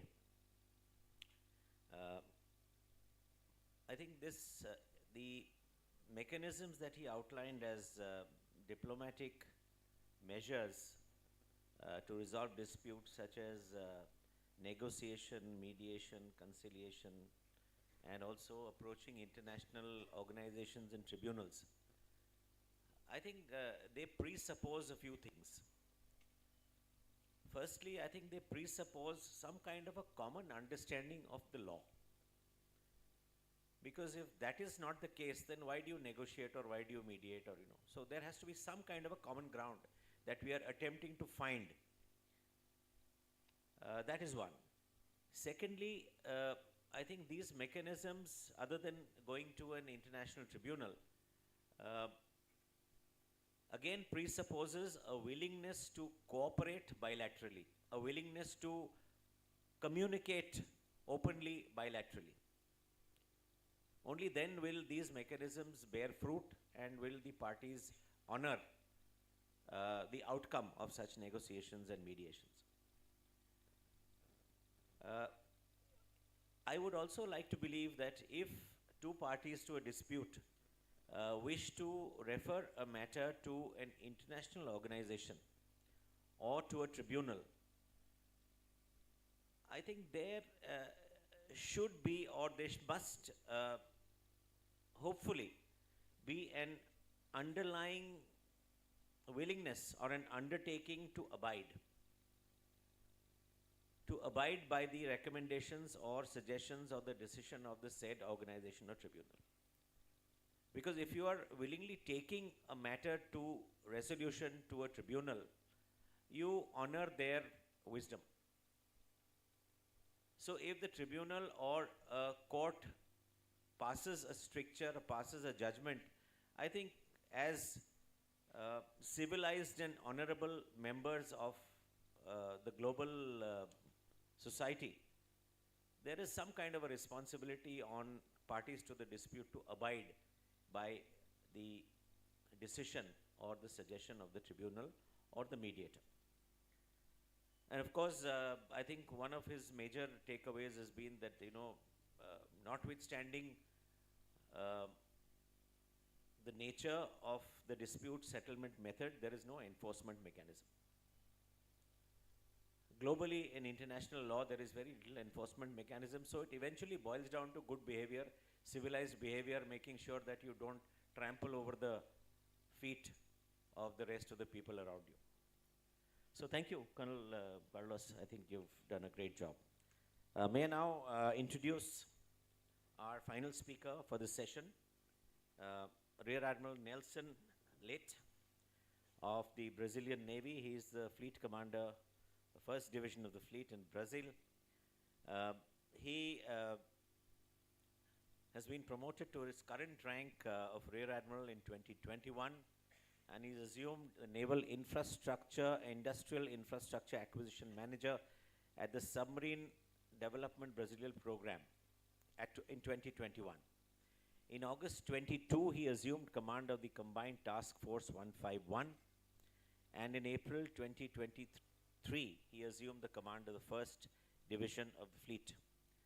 He is a very experienced surface warfare officer with a specialization in communications, and he is also a graduate of the Brazilian Staff College and the Brazilian Naval War College. He has very vast operational and command experience, not only within the Brazilian Navy, but he also has a lot of international exposure in countries outside Brazil as well. He has been an operations staff officer in the Naval Advisory Mission in Namibia for 2 years, and Commander Combined Task Force in the Kingdom of Bahrain for 6 months. He's a highly decorated officer. He has many awards and honors to his credit. So we look forward to an enlightening session from Admiral Nelson. All yours.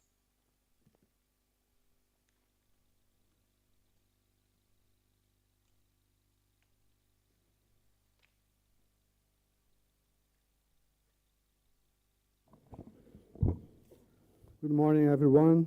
I'm here, Admiral Nelson Leite, the commander of the 1st Division of the Brazilian Fleet. Firstly, I'd like to thank the Indian Navy for the opportunity to talk in this maritime seminar, an important stage of the multilateral naval exercise. I'd like to highlight that we do consider that sea lines of communications are vital to international stability and prosperity. However, the freedom of the seas is not a given.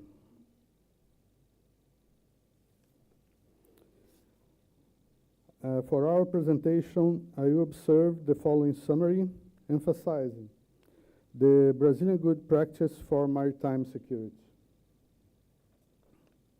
Initially, I'd like to emphasize the huge importance of the sea for my country. The sea lines of communications are really vitally important for us.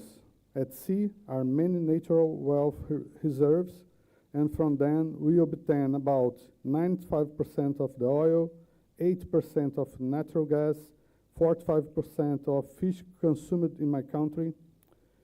Brazil has the right to explore an extensive oceanic area with 5.7 million square kilometers, which we call Blue Amazon, and is equivalent to approximately a half of our continental mass.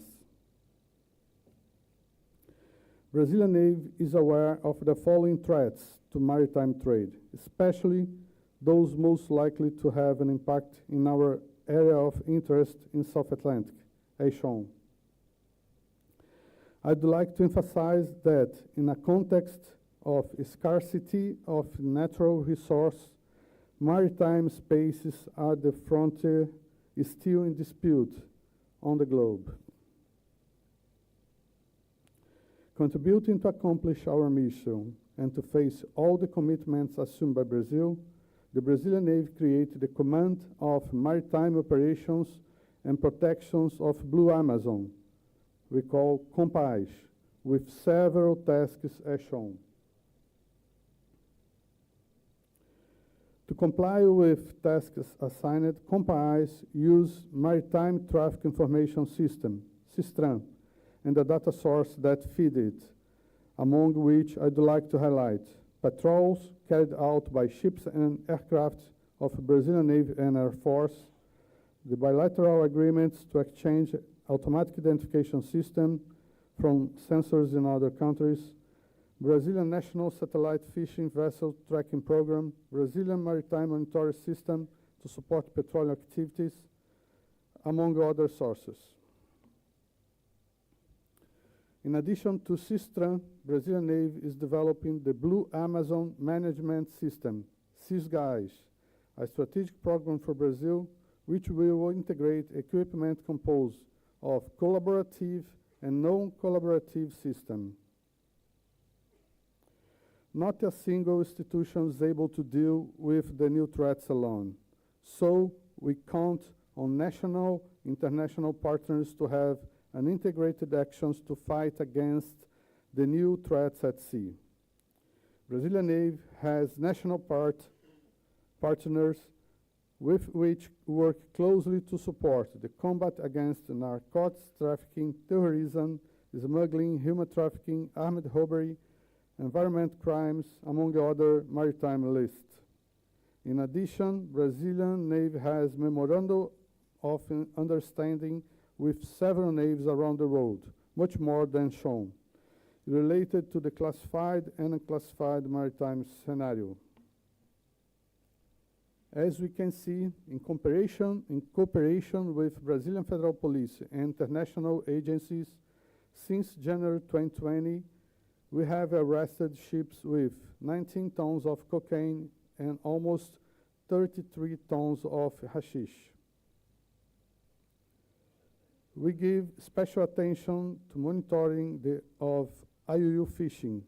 We have identified that, in addition to the environmental damage and depredation of living resources, in many cases, it's associated with other illicit practices, such as drug trafficking, illegal immigration, and human rights violation. Now I will talk about some aspects of the biggest oil spill case in Brazil coast in 2019. Due to the particularities of marine currents in that region, the oil spread throughout the coast of northeastern of Brazil. The Brazilian Navy and several other Brazilian authorities made many considerations, and all possibilities have been studied, as shown. To answer these questions, a number of studies were done by Brazilian Navy and civilian organizations. The cause for all these problems on our coast has been identified as an oil spill from a ship that left a stain about 400 nautical miles from the coast. Laboratory analysis indicates that the oil was not extracted from national platform. The results of the studies are being processed in secrecy in Brazilian and international courts. In addition to identify the cause, Brazilian Navy also supported the cleanup of the beaches where these stains occurred, and also ensured the correct final disposal of the waste. We removed more than 5,000 tons of crude oil from the seas and beaches. As a way to collaborate for international effort against the threats, Brazilian Navy is also contributing with maritime security in the Combined Maritime Force located in the Kingdom of Bahrain. The CMF is the largest naval military coalition, with 41 nations aligned on a common purpose of carrying out maritime security operations in the Middle East to provide security and stability in that maritime environment. Since 2018, Brazilian Navy is a member of CMF. Actually, Brazil is carrying out the third command of CTF 151, and I had the honor of being the second Brazilian commander of CTF 151, the Counter-Piracy Task Force. Another initiative in that way is the participation of Brazil in maritime security operation in Africa. Brazilian Navy operates more than 90 days by year at west coast of Africa.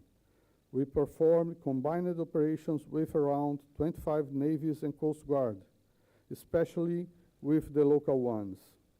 We usually use the learnings acquired at CTF 151 in these operations that promotes the interoperability between participating navies and coast guarding, contributing to increase the maritime security and protections against pirates, weapons and drug smuggling, IUU fishing, and another list of activities. The presence of threats at sea affects all nations, so we must foster partnership among our navies and coast guards. we also must increase information sharing. No single country can deal with them alone. To help ensure safe and secure seas, we look forward to work closely with several navies, coast guards, international agencies, and maritime centers. And for that, we reaffirm the Brazilian commitment to strengthen the partnership among our navies to foster our interoperability and continuous exchange of information. Thank you very much for your attention. Jai Hind.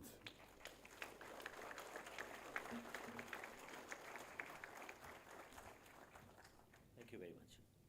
Thank you, Admiral Nelson, for that perspective on new threats to maritime security. I particularly was taken in by a few of his observations. The first one being the term Blue Amazon. I think it's a very catchy term that is perhaps worth replicating elsewhere, because it focuses your attention on a blue economy, or focuses your attention on the seas. So that term Blue Amazon, I think, is extremely good. I'm very happy to hear that term. Another thing which plagues us as India, as a country, as a maritime nation, and I think with every other partner here, is in the maritime theatre, the inter-agency coordination is one of the biggest challenges. And there are a huge number of agencies that either concern the economics, or the research, or the security, or the development of offshore areas, and getting people together to talk the same language and understand the same values and concepts is very difficult.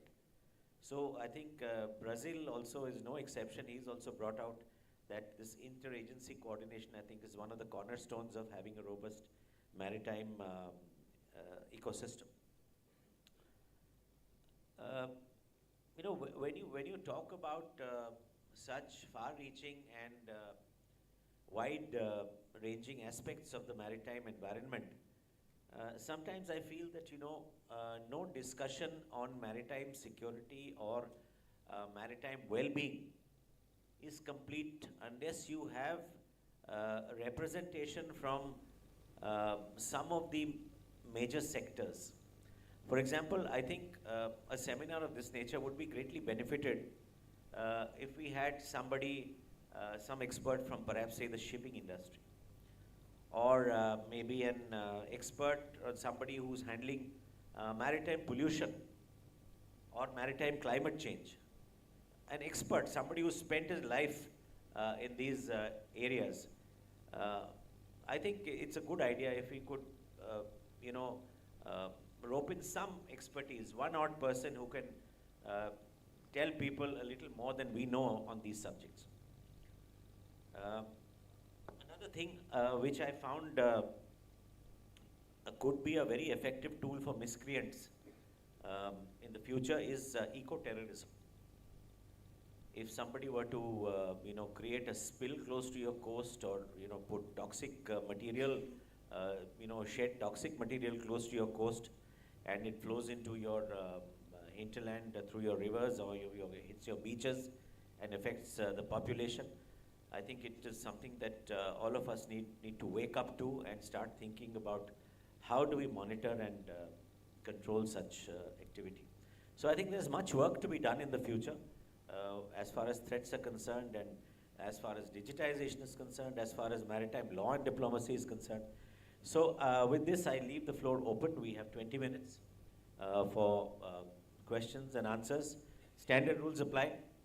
Please get up, state your name and country, and address your question to any one of the panelists or to all of them, and keep your question brief, please.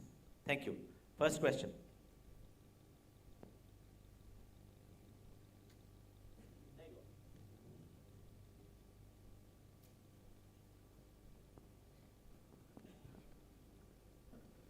I'm Sub Lieutenant Tanish Yadav from Indian Navy. My question is to Lieutenant Colonel Carlos. Yeah, go ahead. So my question is, what categories of disputes are handled by the Special Arbitral Tribunal? And in your service, have you ever encountered a case which has gone beyond the legal existing framework? Can you speak slow? Just reframe your question, speak slowly. We couldn't understand. You're too fast. So my question is, what categories of disputes have you encountered in Special Arbitral Tribunal? And have you encountered any case which has gone beyond the legal framework which is existing for handling disputes? His question is, have you come across any case, any maritime dispute that has gone to the Special Arbitration Tribunal? And has it been handled by the available legal provisions?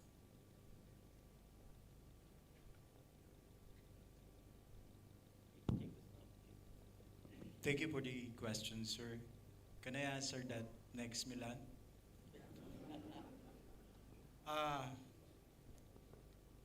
About the Special Arbitration Tribunal, I haven't heard any cases that was filed in the Special Arbitration Tribunal. Although this tribunal is specifically created only ad hoc tribunal for the specific purpose of issues concerning the fisheries, the marine scientific research, and maritime pollution, including dumping and pollution from vessels. Although this tribunal, special tribunal, with this jurisdiction can also file the cases when the parties agree to submit their disputes to any other tribunal or to resolve the case voluntarily by negotiation or mediation. The flexibility of voluntary dispute resolution mechanism is that it can resolve any maritime issues or any issues because of the willingness, sir, because of the willingness of the parties to resolve the case, the issue. So, but as to your question, I don't have any information about that. Thank you. Thank you very much. Hello, good morning. My name is Dr. Chimi. I'm from National Maritime Foundation, New Delhi. So my question is to Lieutenant Colonel Carlos and Admiral from Singapore. So according to the reports and studies, China is building substantial new islands on 5 different reefs in South China Sea. What are the primary motivations behind it, and how does this activity impact the regional geopolitical dynamics and adherence to international maritime law, particularly UNCLOS, as we know that the party, the willingness to cooperate and the values and concept is quite different in this case. So what are your thoughts? Thank you.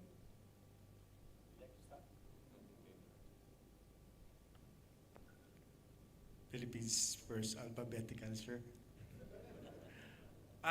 My thoughts about the building of artificial islands, ma'am, and the South China Sea.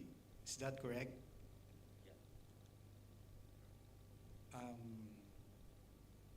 If the building of the artificial islands in the South China Sea,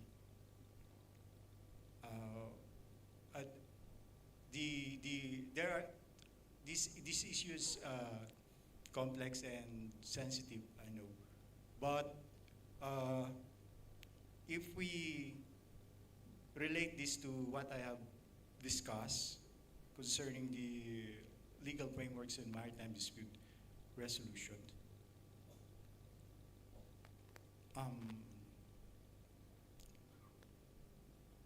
the promotion of a code of conduct, for me, the promotion of a code of conduct in the South China Sea will be best addressed one of the issues on the creation or the establishment of artificial islands and all other maritime disputes in this vast region that will allow if ever, the construction of the artificial island and activities relating to this. So for me, the creation of an agreement that entitled the Code of Conduct in the South China Sea, allowing the establishment of artificial islands so that the activities of this big player in the South China Sea, again with the consent of those countries who has claim over that island. That's all that I can say, ma'am.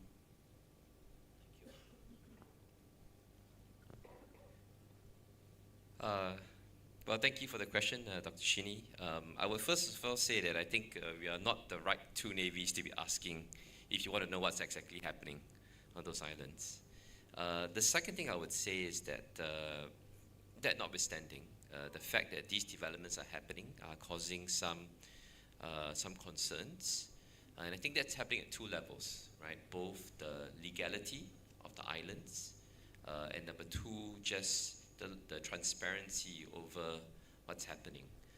And I think for both of these, the solution remains the same, that we need to advocate more dialogue, more transparency, more discussions on what exactly is going on and the intention behind some of these. And I think that would generally help to reduce the uncertainty that we're facing right now.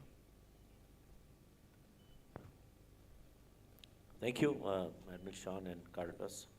Yeah, next question. Yeah, Manmeet and then followed by Dorai. Good morning, sir. I'm Commodore Manmeet from Indian Navy. Thank you for your insightful talk. Question is to Admiral Sean. Sir, dispute resolution is a much larger political issue, but having a code of conduct, Lieutenant Colonel Carlos just mentioned, that should be, I think, driven by probably maritime forces also. So I understand there are some guidelines agreed to. First question is there a genuine willingness for everyone, all parties involved to come to a common code of conduct? Secondly, what are the navies doing in ASEAN? Thank you, sir. Thank you, Commodore. My talk was actually on maritime connectivity and digital technologies. But that being said, let me answer your question. I think there is progress on the code of conduct. Indeed, is being negotiated. I think they have managed to finish so I've come to a provisional agreement on the preamble of that. Progress could, of course, be faster. COVID, I think, had a part to play in that. But there's a genuine willingness on all parties to make advancements on that. It is being led by the Foreign Affairs track at this point in time, with good representation from the defense ministries as well as navies. And so when you go to some of these meetings, actually it's MFA led, but actually there are a good number of defense officials in the room as well. So I think that helps to safeguard some of the interests. Again, I think there's a willingness to make progress on that. But in the absence of that, we fall back on cues. The Code for Unplanned Encounters at Sea, and that many countries have affirmed, I believe it was WPNS, that was the forum that we had affirmed a willingness to comply with that and the need for a set of rules should there be unplanned encounters.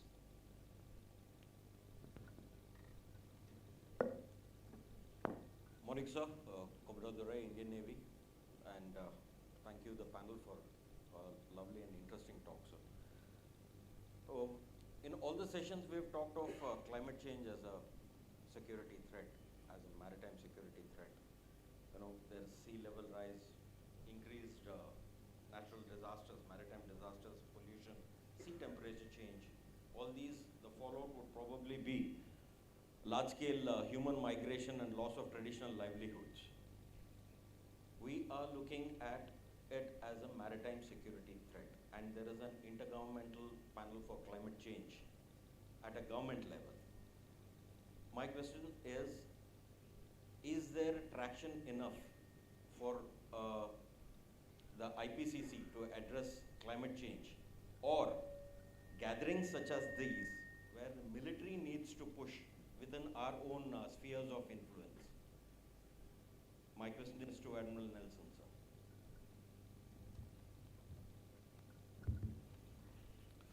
Well, thank you for your questions. Before answering your question, I would like to highlight a comment about the beginning about the Blue Amazon. I think that all of you knows about the Amazon forest, the green Amazon that we can call, and the reaches that we have there, the countries that compose the Amazon area. But this concept, strategic concept created by Brazilian Navy, was created to call attention the Brazilian society, to the politicians as well, to give a budget to permit, preserve, to permit to take the attention to monitoring that area. So we are, all of us, take part of maritime countries, so all of us also have a kind of Amazon, Blue Amazon in our coast. Coming back to the questions, of course, the climate change, it's a problem in the future. Sometimes we are talking continuous about the new threats, the IUU fishing, the smuggling, the trafficking, and this is not so new threats. But climate change is really a problem that we'll face in the future, and I think it could create some damage to our economy, to the port infrastructure, or else some damages in our blue economy. But I think that in the future, the technologies could also contribute to monitoring better these areas, and the technologies could contribute to compensate the climate change. But we have to pay attention to the cause of the change of climate and not take too much later to solve this problem. Thank you. Thank you. I think I'll just amplify on what Admiral said. Your question really was that, yes, there's going to be a climate disaster sometime, and might be a sea level rise, and which might cause human migration from place A to place B. Quite likely, it's a likely scenario that we have built many times. The point is that it is a global problem. It's a problem of countries. It is not essentially a maritime security problem. It is a problem that is going to hit nations as a whole, because it's population well-being of populations that is concerned. But the point is that, the first response and some kind of containment or some kind of monitoring, policing will have to be done by somebody. Who else but maritime forces, if we have the capability? I will only give you an analogy of piracy. Maritime forces, what are maritime forces doing about piracy? They are just about containing it temporarily. The solution lies on land. The solution lies in governance in the countries where, or in the sea areas, in the coastal states, where the sea areas are prone to piracy. If the governance is handled on land, there's going to be no piracy. But when piracy is there, who's going to tackle it? And the maritime forces, for example, they are only an extension of the national power. So if a temporary fix has to be there and maritime forces have to, step forward, I suppose that's the way things are going to happen. Next question, please. Yes. Good morning, everyone. Thank you, panel, for this discussion. My name is Falak Vyas, and I'm a research scholar working on gray zone security threats. Hello. Yeah. So my question is to Chief of Navy, Singapore, Sean Watt. So you talked about maritime connectivity and digitization, but I have a question regarding the maritime cybersecurity threats, which are which come from non-state actors. So what sort of mechanism is there when you're trying to bring them to justice? And is there a mechanism where states come together in order, because at times maritime security threats, cyber security threats are being sponsored by states indirectly. So is there a mechanism for that or not? Thank you. Sorry, I didn't quite catch your name. My name is Falak Vyas. I'm a research scholar working on gray zone security threats. Okay, thanks Malethia for that question. I'm not an expert in cybersecurity per se, but from what I understand, actually the frameworks around some form of justice, or actually maybe I don't know if the colonel can jump in on this as well, but my understanding is that the frameworks around this have not been built. And it's not something that's unique to maritime cybersecurity. The larger issue has to deal with cybersecurity threats to any of critical infrastructure across any domain. The ability to attribute and prosecute thereafter. I don't think there's a lot of levers around that. Partly because you may not know for certain that last mile traceability, I think that's quite challenging. And then what constitutes something that you would then apply some of your other frameworks for certain crimes or certain damages that are being caused. I think still quite undeveloped at this stage. I think it's a problem, and I do think there's efforts around global efforts to try to to do better there. Colonel, did you want to jump in on that? No? Okay. All right. Yeah, that's it. Thank you. I think we have time for one last question. If there's somebody who's willing to ask a question, one last question.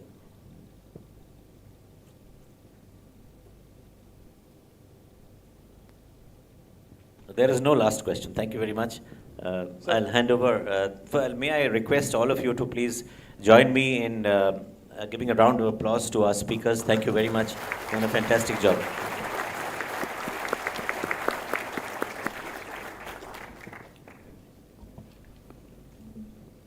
Thank you, sirs, for the engrossing and enlightening discussion. May I request the session chair to please felicitate the panelists of this session. Rear Admiral Sean Watt.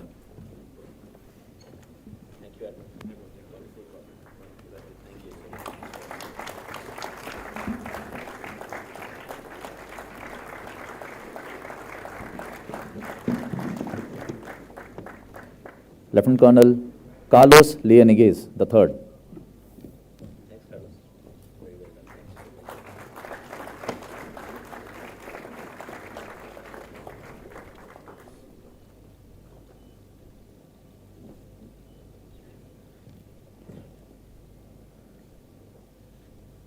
Rear Admiral Nelson de Oliveira Leach.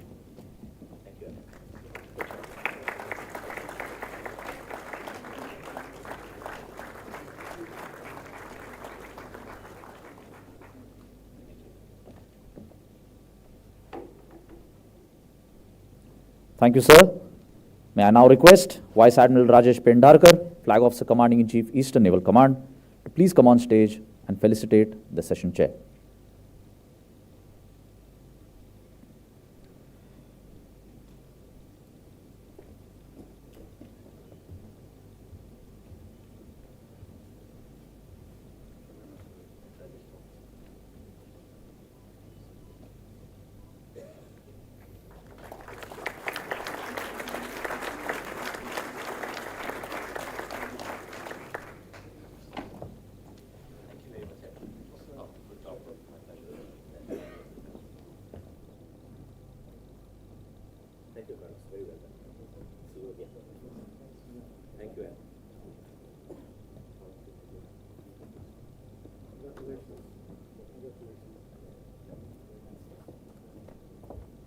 Thanks a lot. Sir.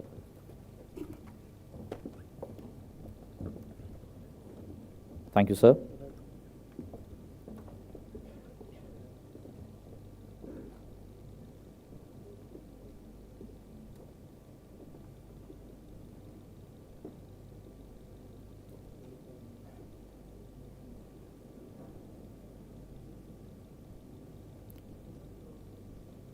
Ladies and gentlemen, we will now take a short break before commencement of the next session. I invite you all to join us for tea outside in the lawns. I request guests seated in the front two enclosures to please exit from the nearest door onto your left and to your right. The guests seated in the enclosures behind may use the central exit. Thank you.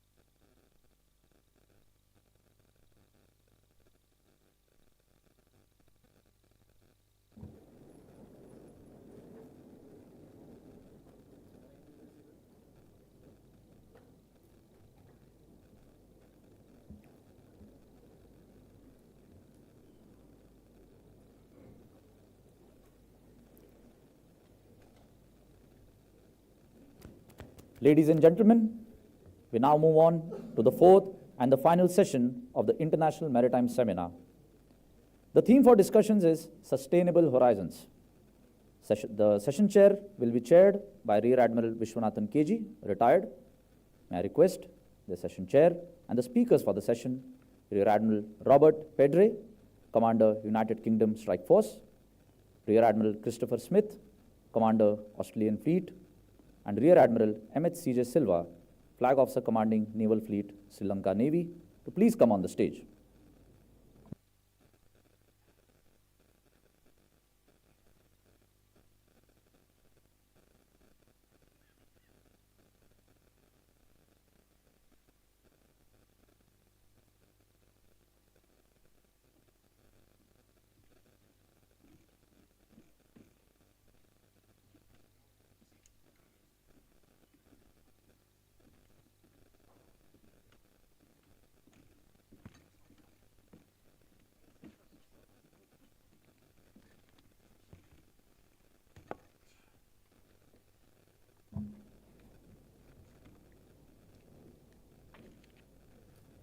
Commissioned into the Indian Navy in 1986, Rear Admiral Vishwanathan KG is a distinguished postgraduate from King's College London, where he received a master's degree in international security and strategy.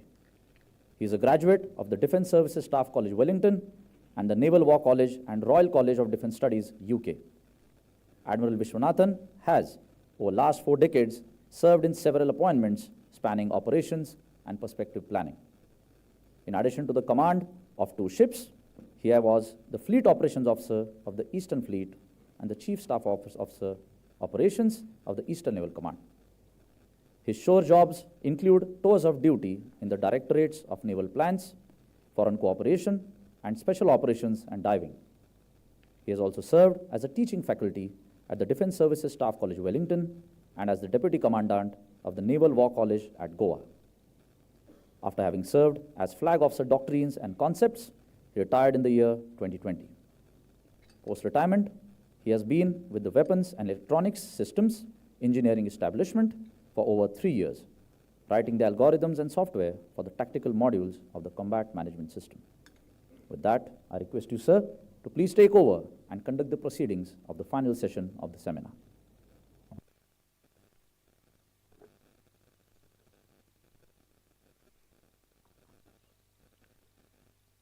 Thank you for that introduction. Commander-in-Chief, distinguished guests, members of the panel,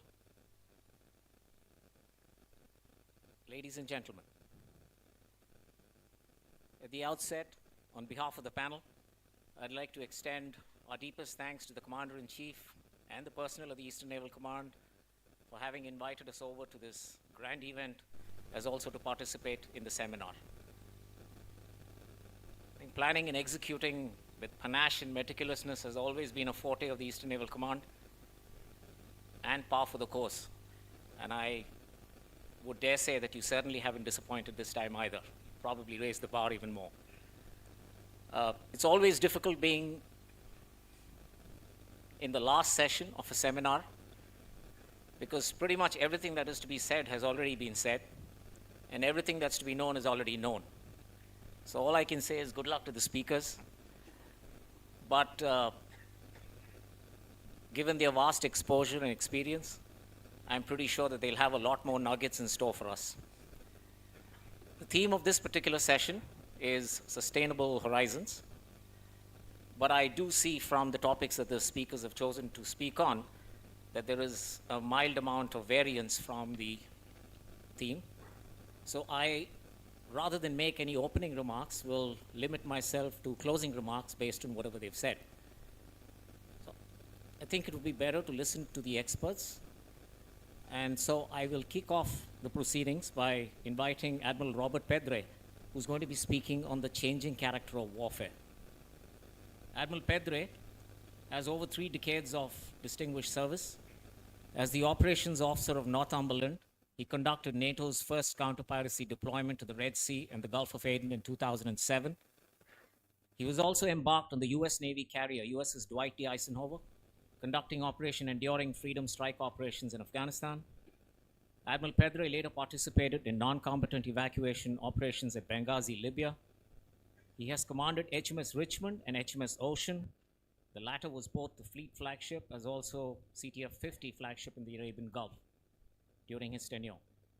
He served as the UK's Commander Littoral Strike Group for 2 years, during which he saw extensive operational deployment in the Mediterranean, Black Sea, and North Africa.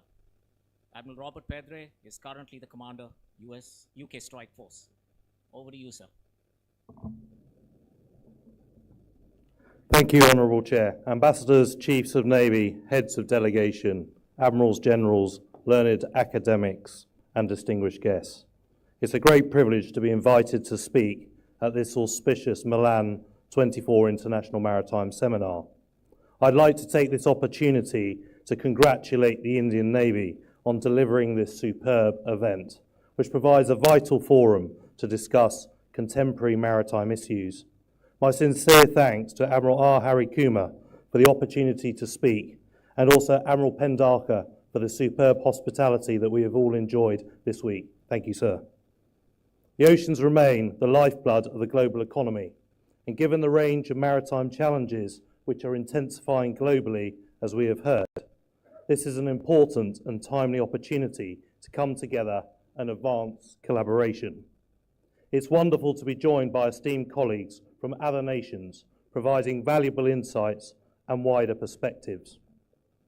Given the inexorable shift of the world's geostrategic centre of gravity eastwards, the Indian Ocean is playing an ever more prolific role, and thus it is most fitting that we should all come together here in the beautiful city of Visakhapatnam, reflecting on this year's theme, Partners Across Oceans, Collaboration, Synergy and Growth. In seeking to deliver safe and secure oceans, we must recognise fundamental changes in the character of naval operations. As I'm sure all of us here would attest, the greatest threats to our way of life, climate change, hostile states, migration and economic crisis persist through the seas. An ability to exercise control at sea is vital to deterrence and enables navies to provide credible response options and political choice.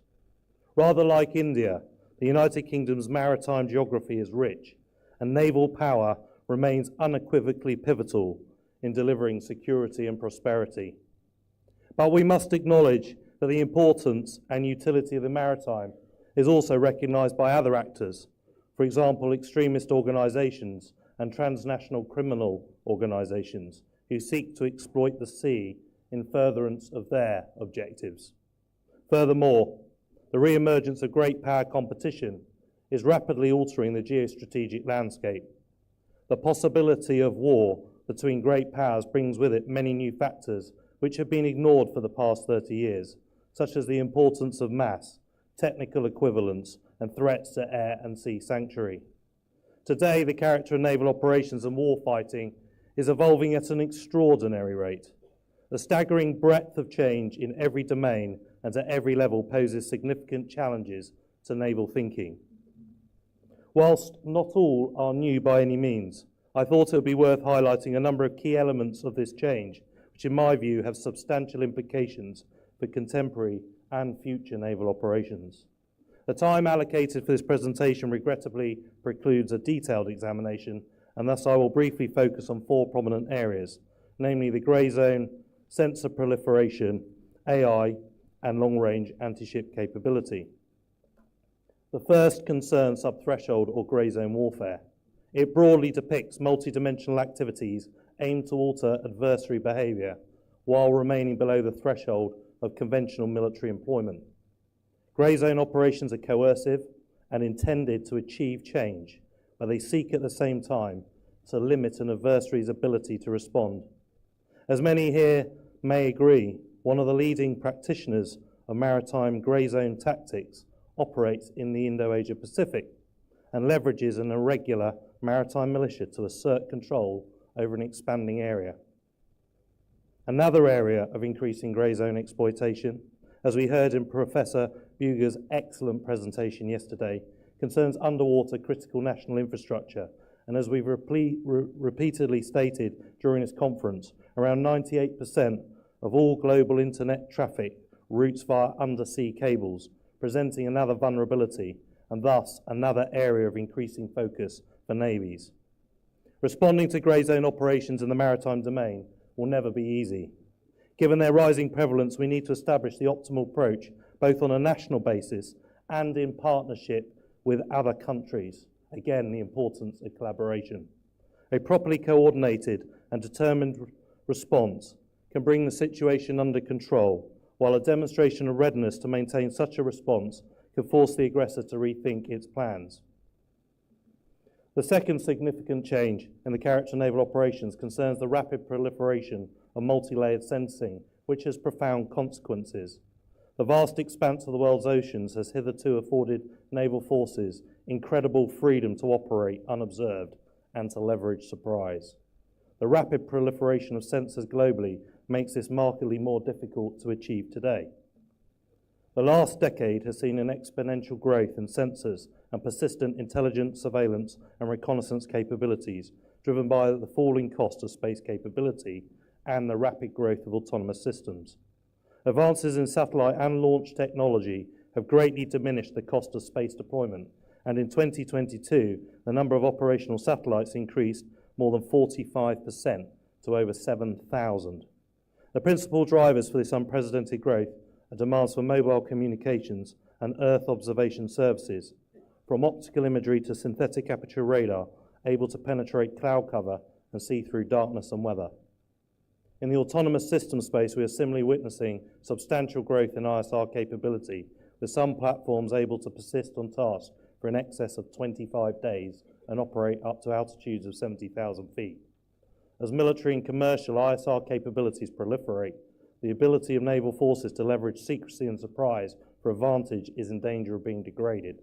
We must take prudent near-term steps to address this concern. Shifting to my third area, without doubt, AI has been increasingly prominent in military discourse in the last 5 years. The very characteristics of AI, machine learning, human-machine teaming, and an analysis of big data are poorly understood except by specialists. I recognise the increasingly significant role that AI will play in a broad range of naval outputs. Last year, the Royal Navy established an AI adoption roadmap with a vision that the RN continuously exploits AI across the spectrum of its outputs to help support effective deterrence. I am confident that AI systems will play an increasingly prominent role in naval operations and maintaining operational and tactical mission superiority. One of the principal advantages of AI in the maritime battle space is its ability to increase situational awareness. Combined with sensor networks and data analytics, AI tools can rapidly process extensive information from multiple sources, whether radars, sonars, uncrewed systems, and so on. AI systems offer advantages to naval warfare, but only if these systems are engineered and implemented in a manner that supports effective warfighter machine teaming, improves uncertainty in the operational situation, and makes recommendations that improve operational and tactical outcomes. The final aspect of the changing character of naval operations, which I'll briefly highlight, concerns the growing proliferation of advanced long-range anti-ship capability. Anti-ship missile defense, or ASMD, has always been challenging and subject to complex fusion of factors. This is increasingly being challenged by advances in missile technology, incorporating significant enhancements in speed, stealth, and maneuverability. The development of precise, long-range, hypersonic, and anti-ship ballistic missile capability represents a growing challenge to navies' freedom of maneuver. As recent events in the southern Red Sea have so viscerally demonstrated, potent anti-ship capabilities are no longer the sole preserve of major powers and are increasingly available to non-state actors such as the Houthi rebels. In conclusion, technology, military and commercial, offers new capabilities for naval operations.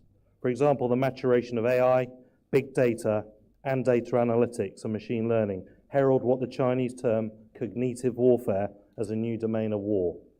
Throughout history, emergent technology has played a critical role in the adoption of new methods for employing naval forces in combat. Over the last decade, significant technological developments and aggressive military modernization have catalyzed rapid changes in the character of naval warfare. The consequences of these developments, including pervasive ocean-wide surveillance, AI-driven combat management, and long-range precision anti-ship capability, are profound and will demand the development of innovative tactics, techniques, and procedures to adapt. Equally, we should recognize that naval warfare remains largely an art rather than a science. Despite the rapid development of technology, the naval commander's experience, skill, judgment, and character remain instrumental in delivering operational success. In a maritime century and an era of prevailing global uncertainty, combat credible naval forces will remain the most potent, flexible, and versatile instrument of military influence and will continue to catalyse the changing character of naval warfare. Thank you for your attention.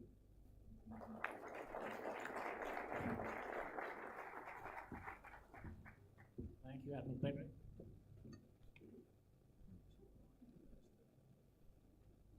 Our next speaker is Admiral Christopher Smith, who will speak to us on fostering economic growth through responsible maritime practices. Admiral Christopher Smith, too, has over 3 decades of distinguished service to his credit. In addition to having commanded the Royal Australian Navy ships Gladstone, Darwin, and Canberra, he has had adequate exposure to staff appointments in career management, professional requirements, and force structuring. Prior to his current job, he was the Deputy Chief of Navy. His operational exposure includes Operation Help Him Friend in 2003, Operation Catalyst as liaison officer to the US Central Command in 2008, and Operation Fiji Assist in 2016. He's a graduate of the US Navy War College. Admiral Christopher Smith is currently the Commander of Australian Fleet. Over to you. Thank you very much. Commander-in-Chief, Eastern Naval Command, Vice Admiral Rajesh Pendaka. Can I also add to the many words of praise about this week and everything that's gone on. It's been an absolute pleasure to be part of it with so many other mariners from around the world. The events just keep getting better and better, and last night was spectacular. I'll have ringing in my ears for about a week, but we'll blame the aviators for that one. It's been fantastic. Chiefs of Navies, heads of delegations, fellow mariners, ladies and gentlemen. My discussion, as briefed by the Chair, will at times replicate and quite often rhyme the themes that we've been discussing over the last few days. I'm not sure how many of you are cricket fans, but it did occur to me that tomorrow marks the 14th anniversary of Sachin Tendulkar becoming the first cricketer to score a double century in a one-day international cricket match. I'm not sure our South African members here will enjoy that memory of that day in Gwalior so much, but I will come back to this reference later on in my talk. My formal topic today is fostering economic growth through responsible maritime practices. This is an important subject and one that gets to the heart of what we do as navies. Today, more and more of the world relies on the ocean for food, energy, production, and global trade. The health of our planet depends on the health of the oceans. Much of what I'm about to say is very familiar to everyone in this room, but I think it is worth briefly setting this out again to ground our discussion in objective and quality evidence. More than 1 billion people rely on the ocean for their source of dietary protein. About 260 million people are employed in the fishing industry alone. Roughly 80% of global trade by volume and 70% by value moves via the sea, and around 99% of international communications rely on a network of undersea cables.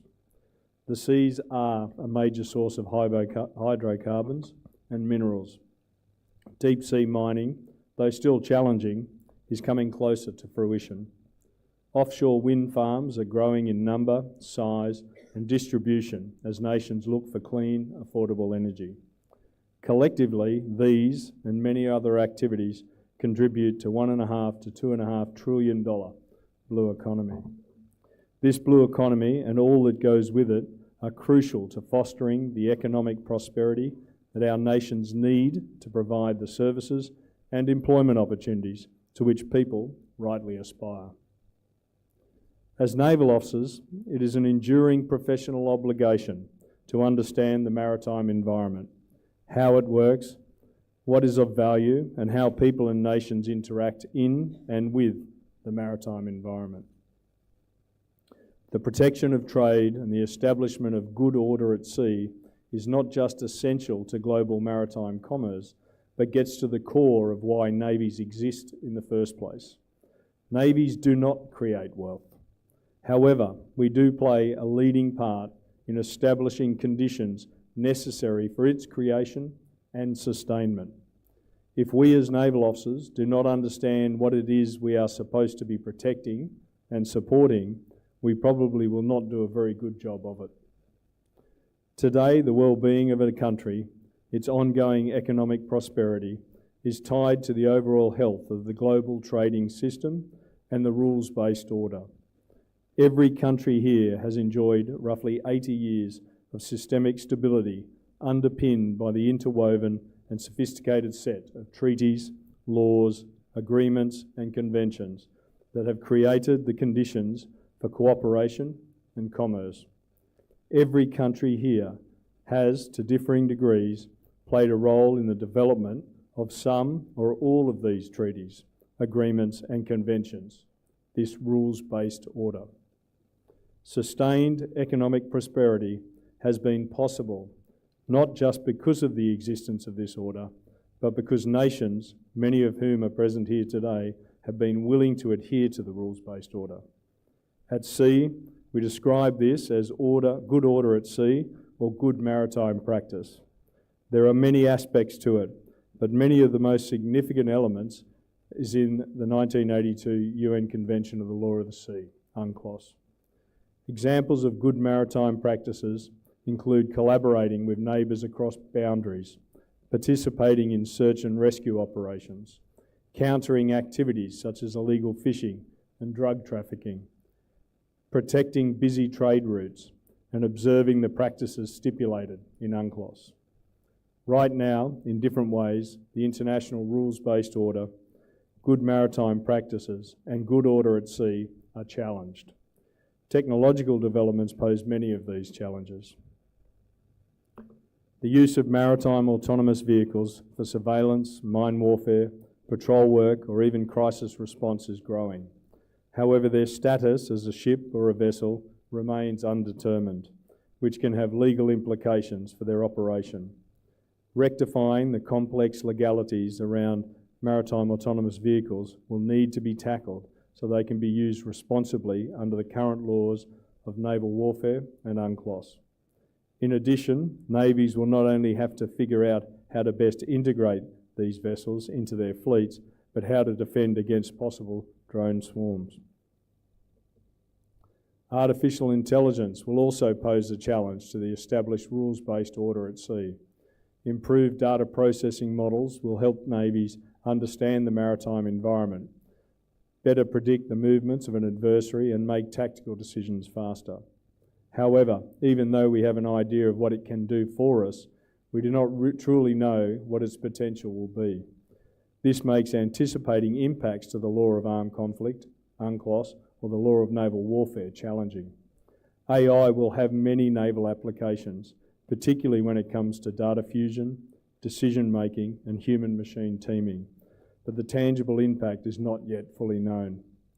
Naval operations will predominantly remain a human endeavour. We must be conscious of how humans will be held to account for the AI tools that are created and employed.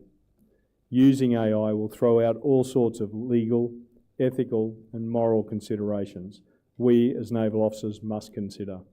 Regrettably, challenges to good order to sea do not come from technology alone. Good practices in international law are being challenged.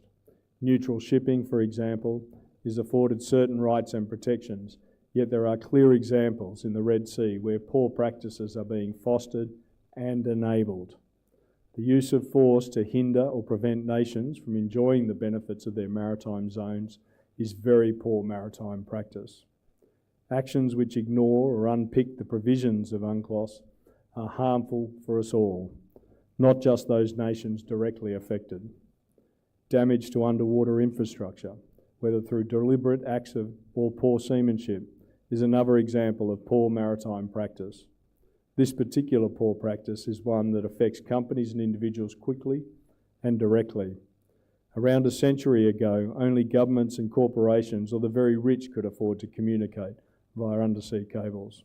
Today, anybody with a smartphone is able to leverage the connective potential of undersea cables.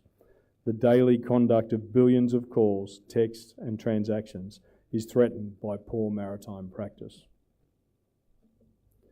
The struggle between cooperation and disruption at sea is occurring now more than ever before, and there is a need to shed light on maritime malpractice. The rules-based order has provided the legal and practical guidelines for good order at sea. However, these are not laws of nature.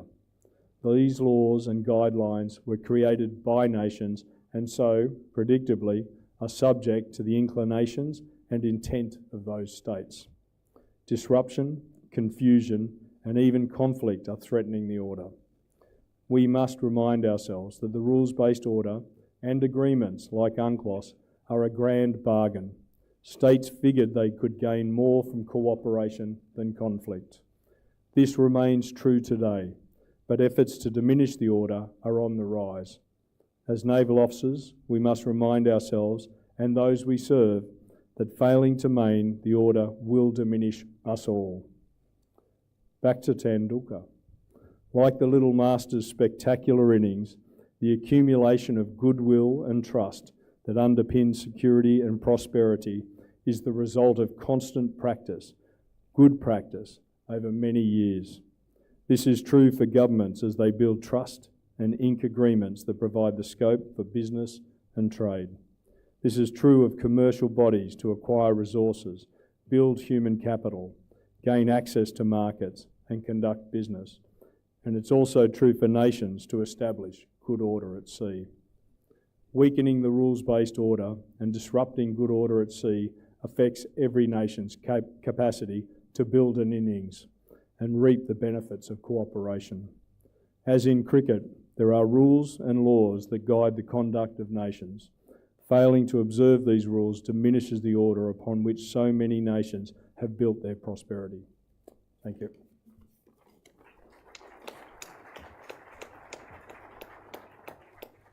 Thank you, Admiral Smith. I didn't know that cricket had so many analogies to offer for the good order at sea. Our next speaker, Admiral Silva, who will speak to us on mission life and the blue economy. Admiral Silva is presently the Flag Officer commanding Naval Fleet Trincomalee. Commissioned in 1993, he's an anti-submarine warfare specialist, a product of ASW School Kochi. His commands include a fast attack craft, auxiliary ships, and a fast missile vessel. His staff exposure is varied and includes naval training, harbor defense, naval welfare, and the Naval Inspectorate. Prior to being appointed as a fleet commander, he was the Deputy Area Commander, Northwestern Naval Area. Admiral Chandima Silva is a recipient of multiple bravery and distinguished service awards. He's a graduate of the National Defense University, Pakistan. I invite you to take the stage.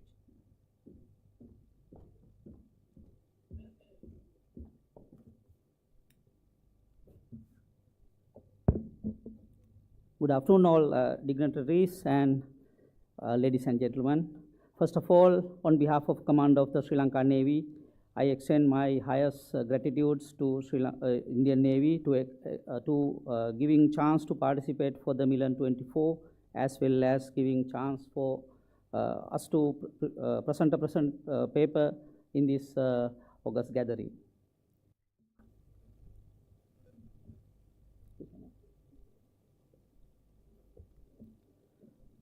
The oceans around the world are providing enormous array of maritime aspects since the origination of life in the world. This includes well-being of mankind by generating oxygen, absorbing carbon dioxide, recycling nutrients, regulating global climate and temperature, and moreover, the various economic ventures. Further, the oceans provide a substantial portion of the global population with food and livelihood and many other things as shown in the screen.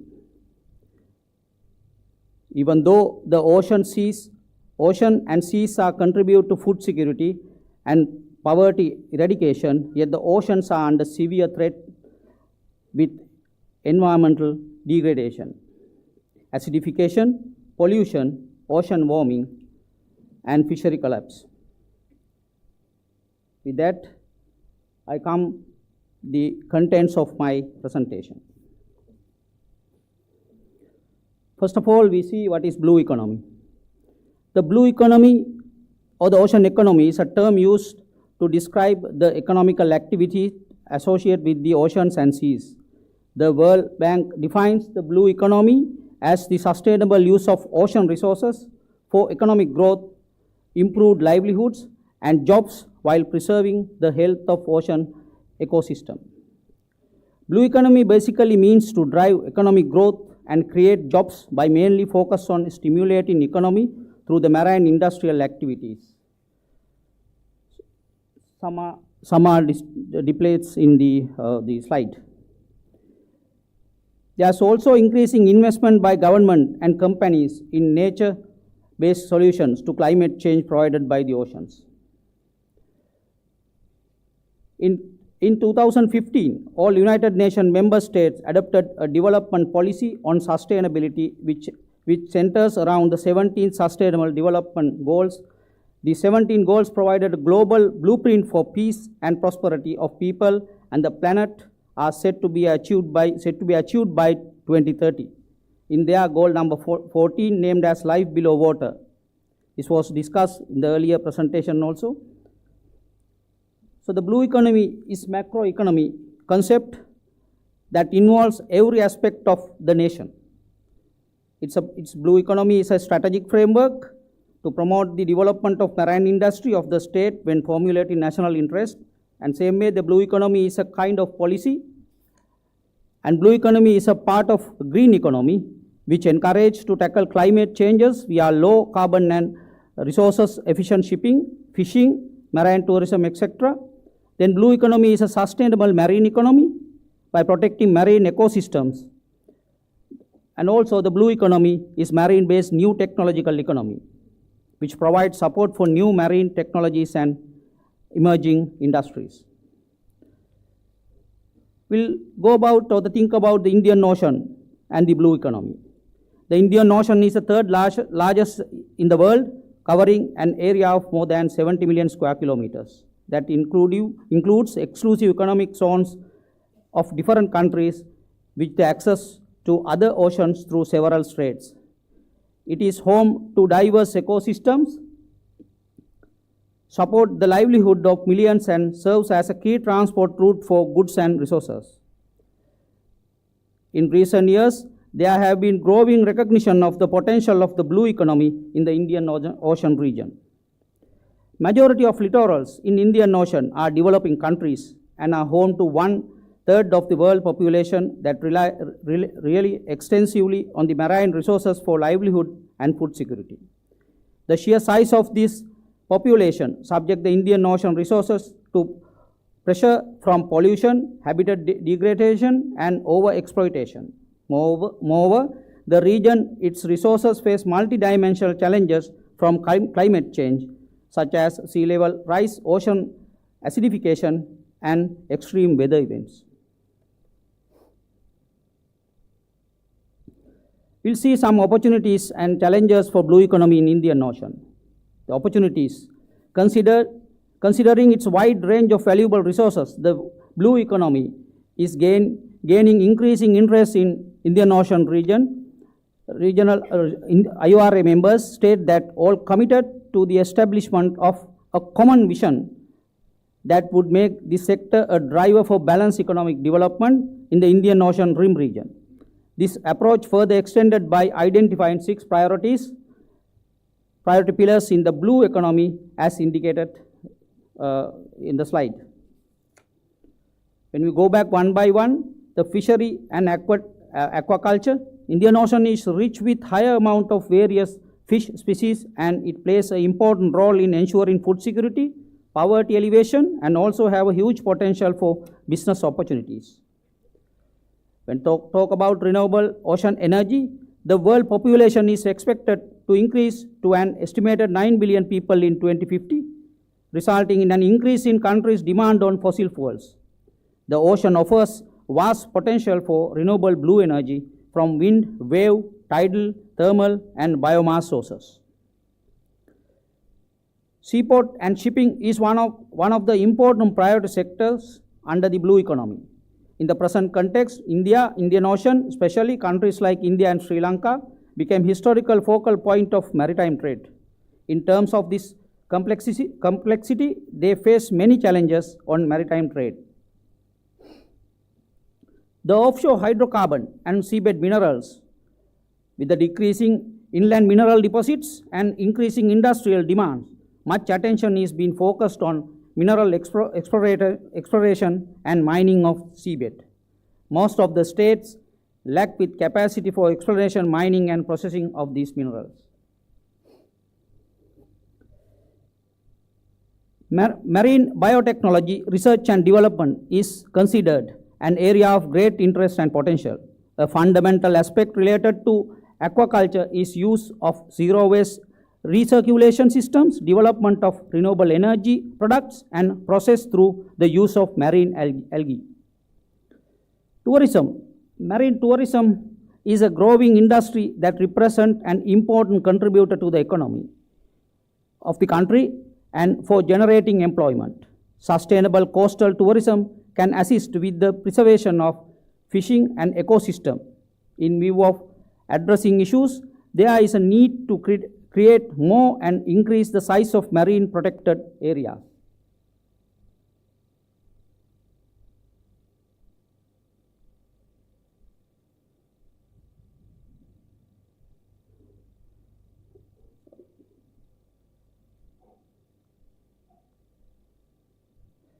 Now we talk about the challenges for blue economy in Indian Ocean region.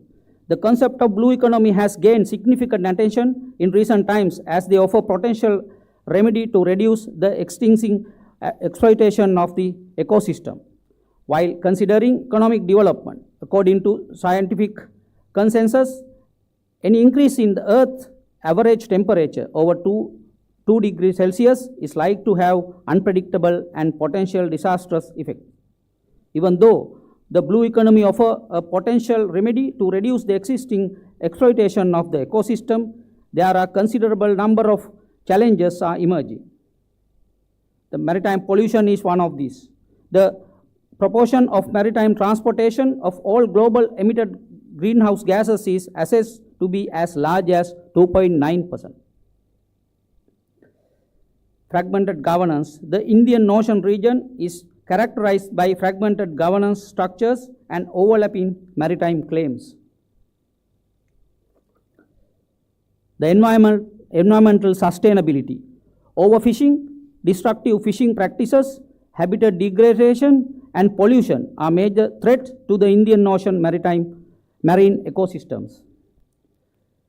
Research and data sharing. A major reason for the lack of development of blue economy in the region is the lack of research bearing a small body of biological and physical scientific data for others to study. Security concerns. The Indian Ocean is plowed with various security issues due to geopolitical tensions and differing security priorities such as illegal, unreported and unregulated fishing and territorial dispute, and these security concerns not only pose risk human lives and assets but also disrupt economic activities. This is Mission Life towards blue economy. Mission Life is an Indian-led global mass movement to nudge the individual community action to protect and preserve the environment. But I consider this initiative is a very good initiative, and we can implement for the blue economy aspect also. In that context, the Life 21-Day Challenge is launched in enable especially Indians to take one simple environmental friendly action per day for 21 days and eventually develop an environmental friendly lifestyle. It is a challenge to change one small thing in your life daily and become pro-planet people. This phenomena also can be used for blue economy, not with the 21 days as mentioned there, but with the initiative. If everybody do something for the environment, that will long-lasting one.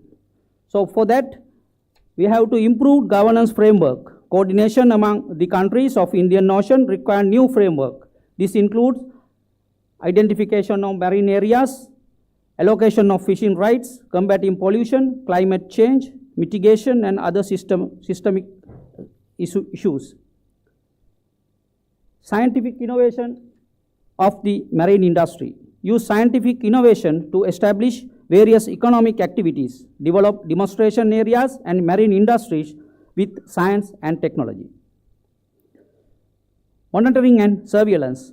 Comprehensive and effective monitoring, control, and surveillance systems are imperative for the goals of reducing non-sustainable practices and achieving broader sustainable development in the Indian Ocean.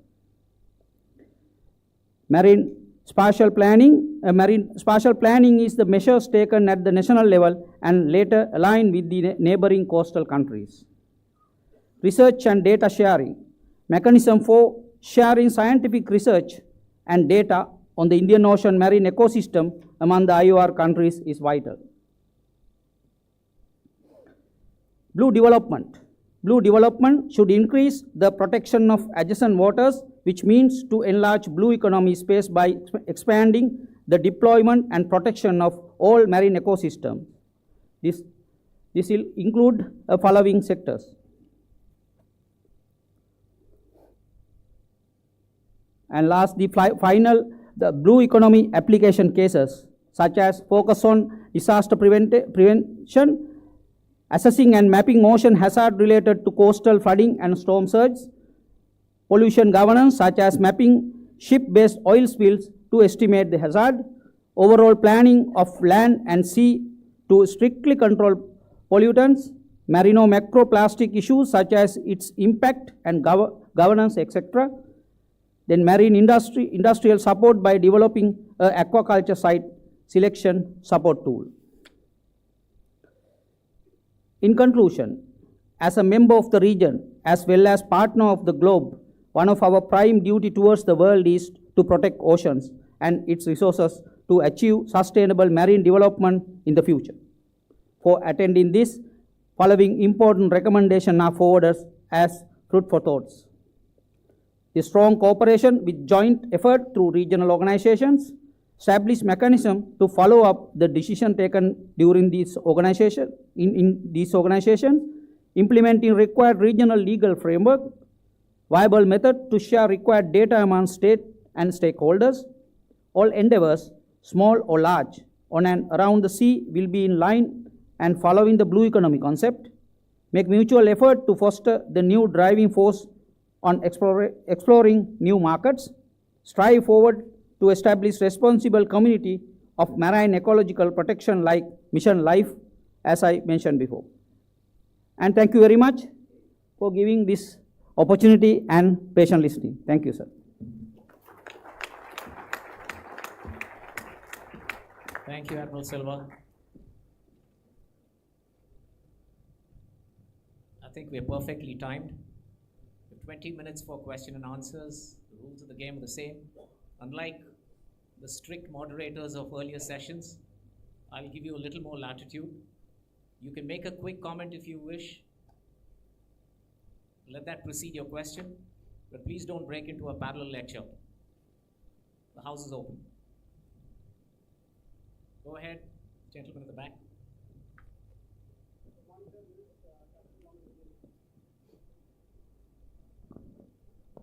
Morning, sir. This is Captain Thomas, Indian Navy. My question is to Admiral Silva.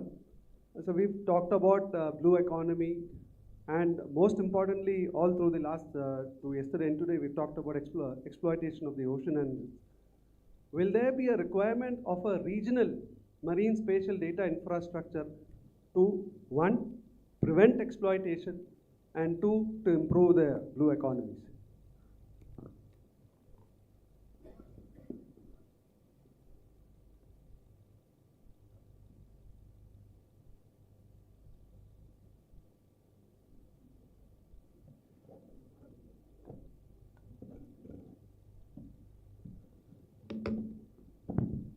Thank you for the question. I mentioned even my conclusion.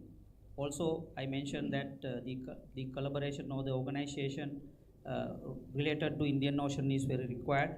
And I mentioned in my presentation also what we lacking behind is the data about ecosystems and everything in the Indian Ocean. We know that this is a very deep sea, very much deep. So the organization is required actually to have to keep this data and share with all the members in the IOR countries.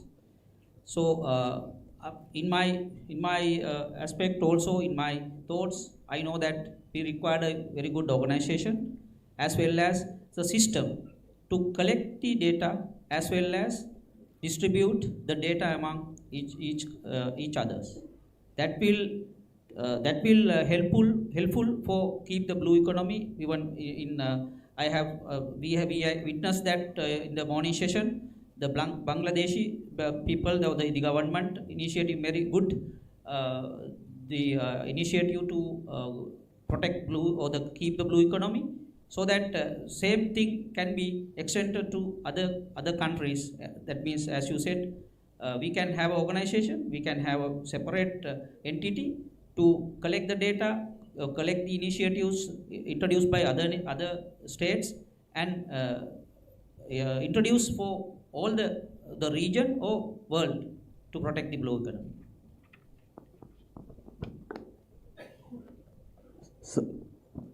So I'm Sergeant Captain Haq from Indian Navy. My question is for Admiral Silva. Sir, in one of the slides you had mentioned eutrophication. Now, eutrophication, as is understood, is more relevant for inland water bodies and local water bodies. How is eutrophication relevant for ocean system, specifically for the Indian Ocean region?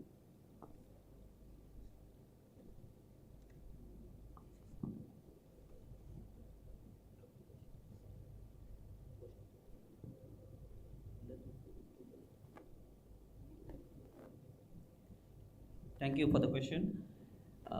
Though we, because we know that the oceans, all the minerals, everything, or the algae or the fish, everything, they grow due to the river waters or all the water is coming to the oceans. So all the initiative, most of the initiative we are taking in the river or the inland waters and estuaries especially, it will affect immensely for the oceans. And for going away from the question also, that we have even like other countries, we have initiated so many projects in the coastal to develop this blue economy, especially the mangroves projects, protecting of or the growing of all the corals and all the things, protecting our species. So these we are doing in the coastal seas, coastal area as well as estuaries. So this initiative can be extended again towards the sea, as we know that even in our country, Sri Lanka, we are having this the fish culturing projects even in Trincomalee out at sea, the harbour area. That means that we develop these projects in the ocean. So with the good technology as well as the assist from the knowledgeable the stakeholders, we can extend some of these to the towards ocean, and that will definitely affect for the marine species and all the other underwater things. Thank you.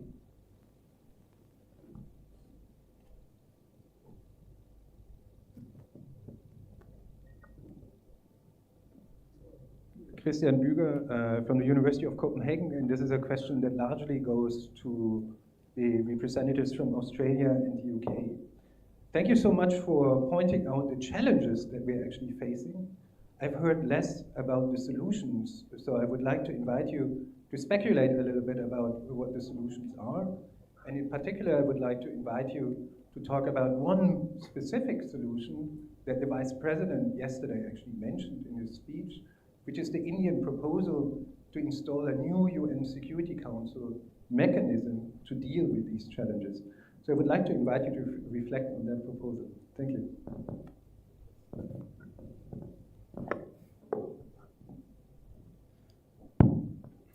Yeah, thank you for the question. There are a lot of challenges, but inside those challenges is many of the solutions. I think we have a very good framework to be able to deal with the issues, and we've seen over decades now of economic growth that we do have a system that enables people to operate globally and achieve prosperity globally. I think the challenges that were identified, specifically from my behalf, I won't speak for any of the other panellists, but is that we are starting to challenge some of those norms and systems, and in doing so are disrupting the system that is working. I am a strong believer that the rules-based order is a way of us being able to manage good behaviour at sea, which enables global trade and global benefit. We hear about the blue economy, but the ocean facilitates the global economy much larger than just the blue economy. So if we have a system that people comply with, that enables it to work effectively. That doesn't mean that we can't change that system and evolve it and develop it. We should be constantly looking at better ways of doing that, but we need to do that in a transparent manner, and we do that in a way that is bringing people together collaboratively to move forward. I do think that developing forums like this are an effective way of communicating. I do like the discussion earlier about bringing a much broader group of people into these discussions. I think it would be interesting to have industry as part of this discussion going forward, and a range of others. I think many of our industry partners working in the high seas would argue that they don't want to be regulated. They just want to be able to go out there and freely utilise those resources, and the job of the navies then are to come in and support them when they are impinged on their ability to do that. So being able to balance the people that are trying to get the resources and utilise them out there would be an interesting discussion as well, because I think many of the assumptions we make as navies is not necessarily in line with some of those other views. In regard to the final part of your question, do we want other forums, etc.? Yeah, I'm all for other forums, but they need to have a level of buy-in. They need to have compliance in going forward. If it's just another discussion piece where we lay down a bunch of norms, ideas and concepts which don't have, as we saw from earlier speakers, a way of compliance or policing those laws or actually enforcing them, then it just becomes another layer. But if it does increase the level of discussion globally around the benefits of the maritime space, the importance of the system that is the rule-based order that lets us go forward, then I'm also very supportive of that as well. Professor Buger, thank you for your question. And I would echo the comments of my august colleague from Australia. I mean, clearly, and as the huge logo on my starboard shoulder depicts, collaboration is key in this space, and clearly multilateralism as well. And I think we've reflected on a number of multilateral structures within this conference over the last couple of days, whether that be ASEAN, whether that be CMF. There's a whole raft of different multilateral vehicles, and it's through multilateralism that we're able to hopefully make progress on many of these challenging issues that continue to persist. And as has rightfully been pointed out by multiple speakers, these are problems that affect each and every one of us in this room. Climate change doesn't differentiate regardless of creed, colour or race. It's something that affects each and every one of us and will affect our children. So I'm all for and fully supportive of multilateral forums. However, they need to be effective, as my august colleague has already stated.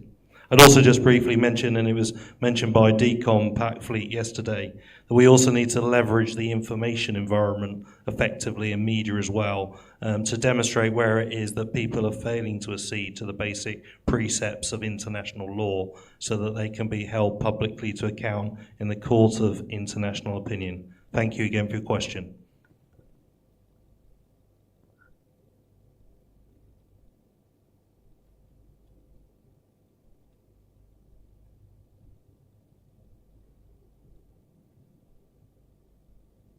Do we have any more questions? Yeah, go ahead.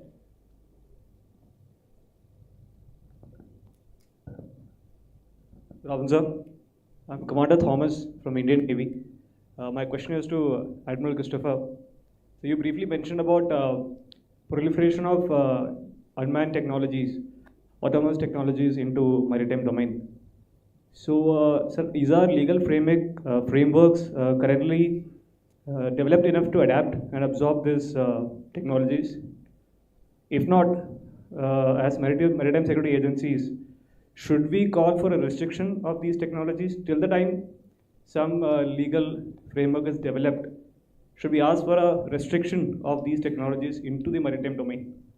Because in near future, one of us will be at sea and will be in a dilemma how to act in a situation in which if there is autonomous vessel is involved in a violation of my jurisdictional rights of a coastal state. So what's your view on that? Yeah, I think my view on the autonomous systems, I think it's a really interesting space. I think there's a lot of room for it to be moving forward, and we do need to utilise it. And I think the opportunities are enormous, and all of us see how hard it is to get people into the maritime space for employment and others. So there is a lot of solutions there. I think the challenge that I see in that area, if I put it to you this way, if you design 2 autonomous cars and you decided in the first car that the autonomous setup for that car would be, in the case of emergency, the priority is to protect the driver regardless.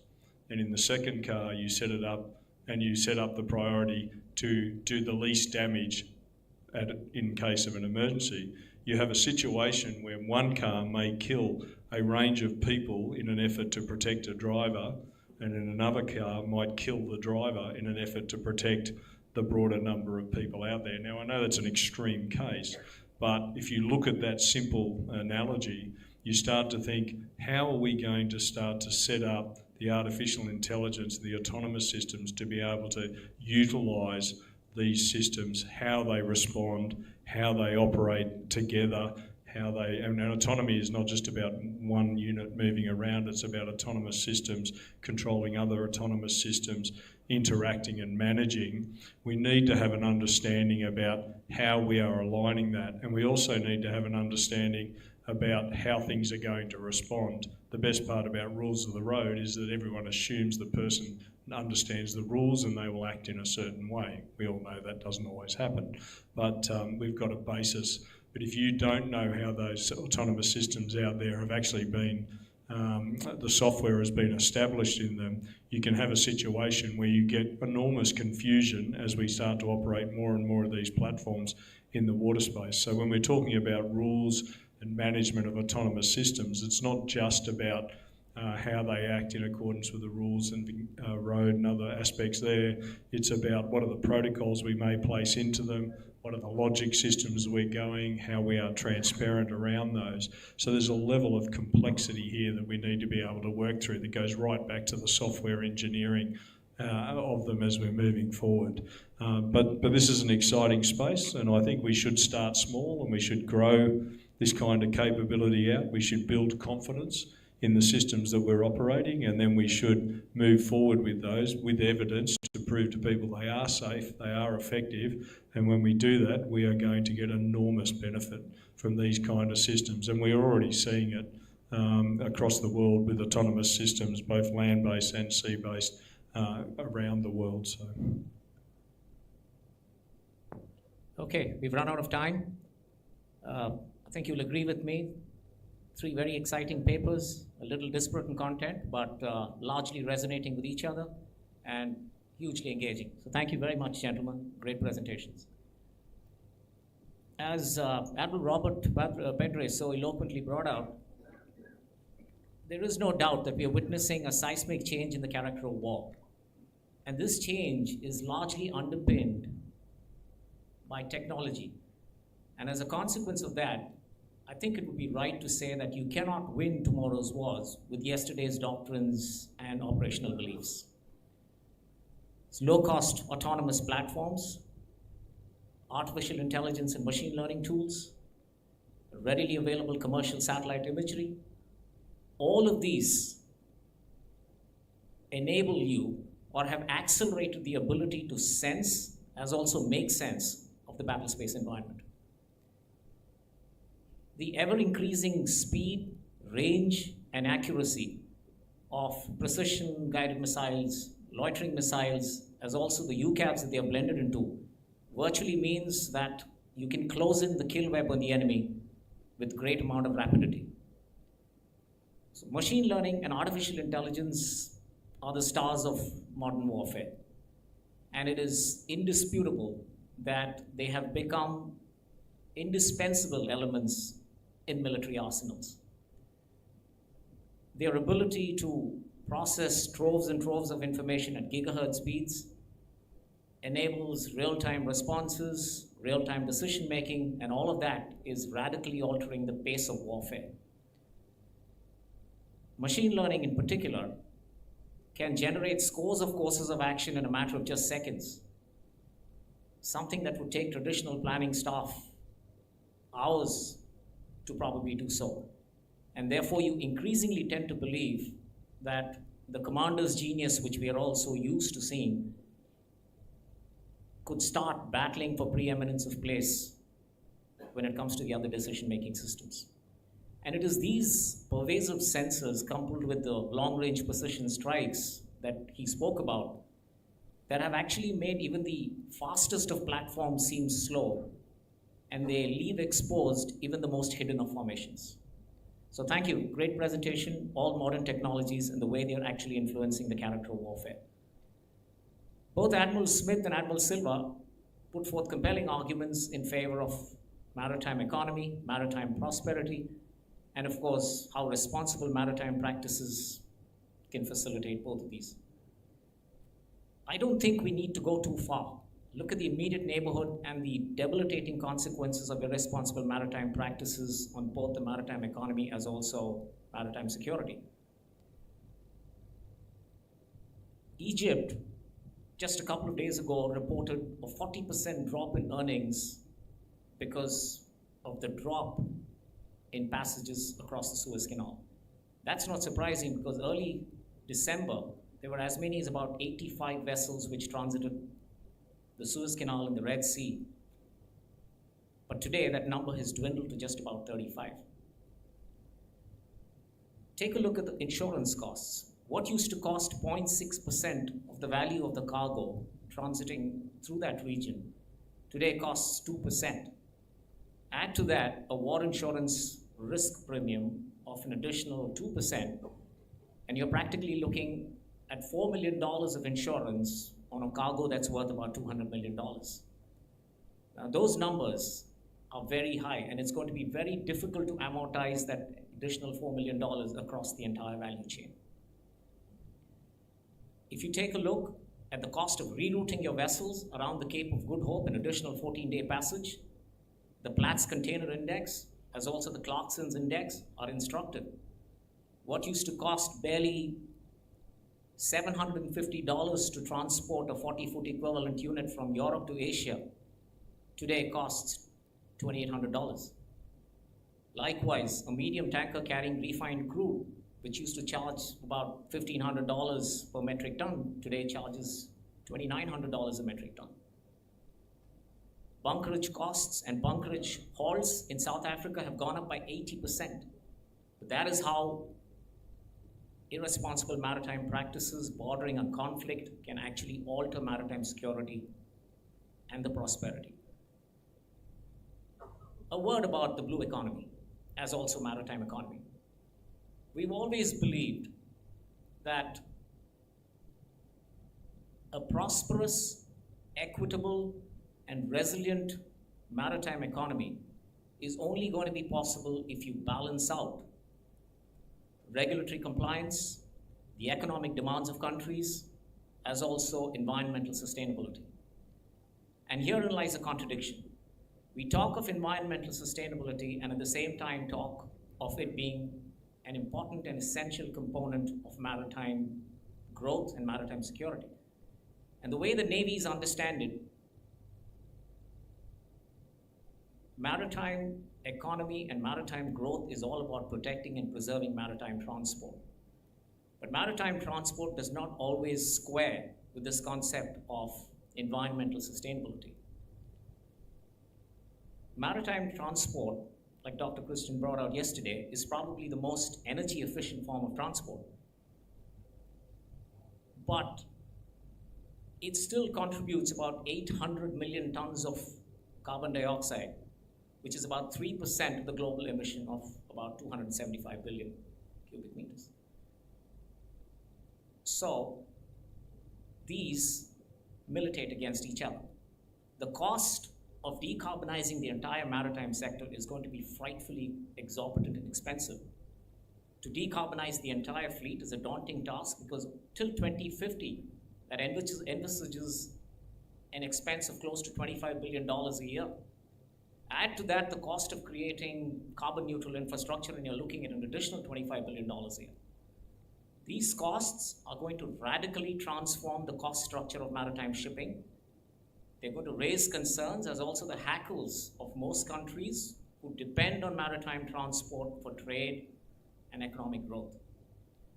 So it's going to be a very difficult task because the adoption of alternate fuels, although promising, has been a can that's been kicked down the road for many years, and it's still in a stage of infancy. Maritime transport will therefore have to see a complete revamp and a transformative change towards decarbonization. But given that more than 50% of the vessels that ply the global oceans today are more than 15 years old, we have a situation where vessels are too old to retrofit or too young to scrap. It reminds me of the Jethro Tull song, too old to rock and roll and too young to die. So this is exactly the conundrum that faces us. It's a Hobson's choice. One will militate against the other, but I'm pretty sure that given time and given the importance of the maritime economy, particularly to small island developing states and the least developed countries, we will find synergy, we will find resonance in our thoughts, and we will be able to balance those multiple stakeholders in government, industry, and from all quarters of policy. So it's been a stimulating session. Thank you for your participation. Thank you for the questions. With your permission, sir, I will call the session to a close.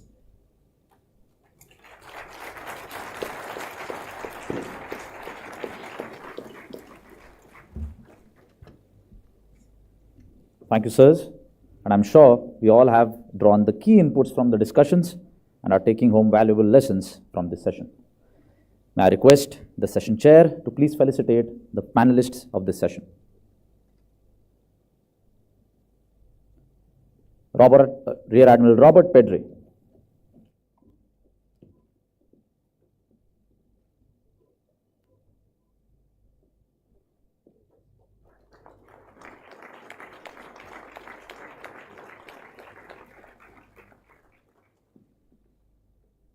Rear Admiral Christopher Smith.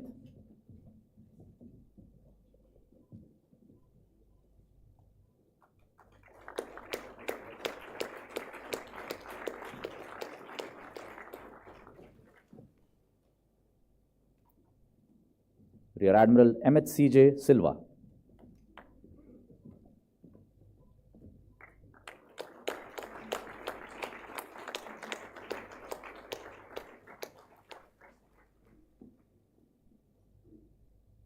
Thank you, sir. May I now request Vice Admiral Rajesh Pendarkar, Flag Officer Commanding-in-Chief, Eastern Naval Command, to please come on stage and felicitate the session chair.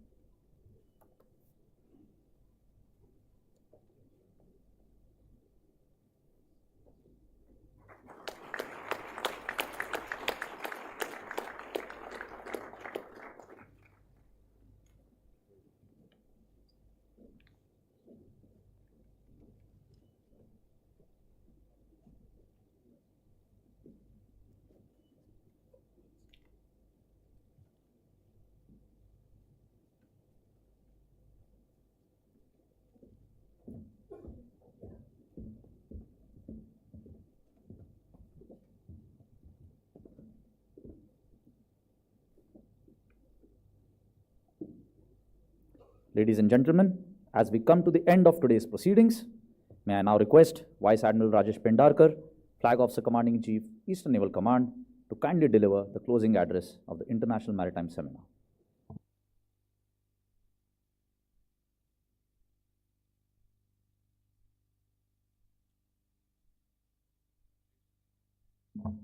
Chiefs of Navies, heads of delegations, session chairs, eminent speakers, ladies and gentlemen, good afternoon. At the outset, on behalf of my Chief of the Naval Staff, I would like to express our most sincere gratitude to all the participating navies of MILAN 2024. It is really indeed heartening to see your most forthcoming participation in every activity of MILAN, which has encouraged my team and me. And it truly embodies the spirit and the theme of MILAN, which is camaraderie, cohesion, and collaboration. With regards to the seminar, and as we draw curtains on this enlightening and insightful International Maritime Seminar of MILAN 24, I stand before you with a sense of immense satisfaction. In the 4 sessions over the past 2 days, we have had the privilege of listening to some very eminent speakers who have made forthright and very candid views and shared their perspectives on maritime security challenges we are facing and ways to mitigate them. Some interesting perspectives also emerged from the audience during the Q&A session, and I take the liberty on behalf of all of us sitting here when I say that the seminar has been truly enriching for all of us.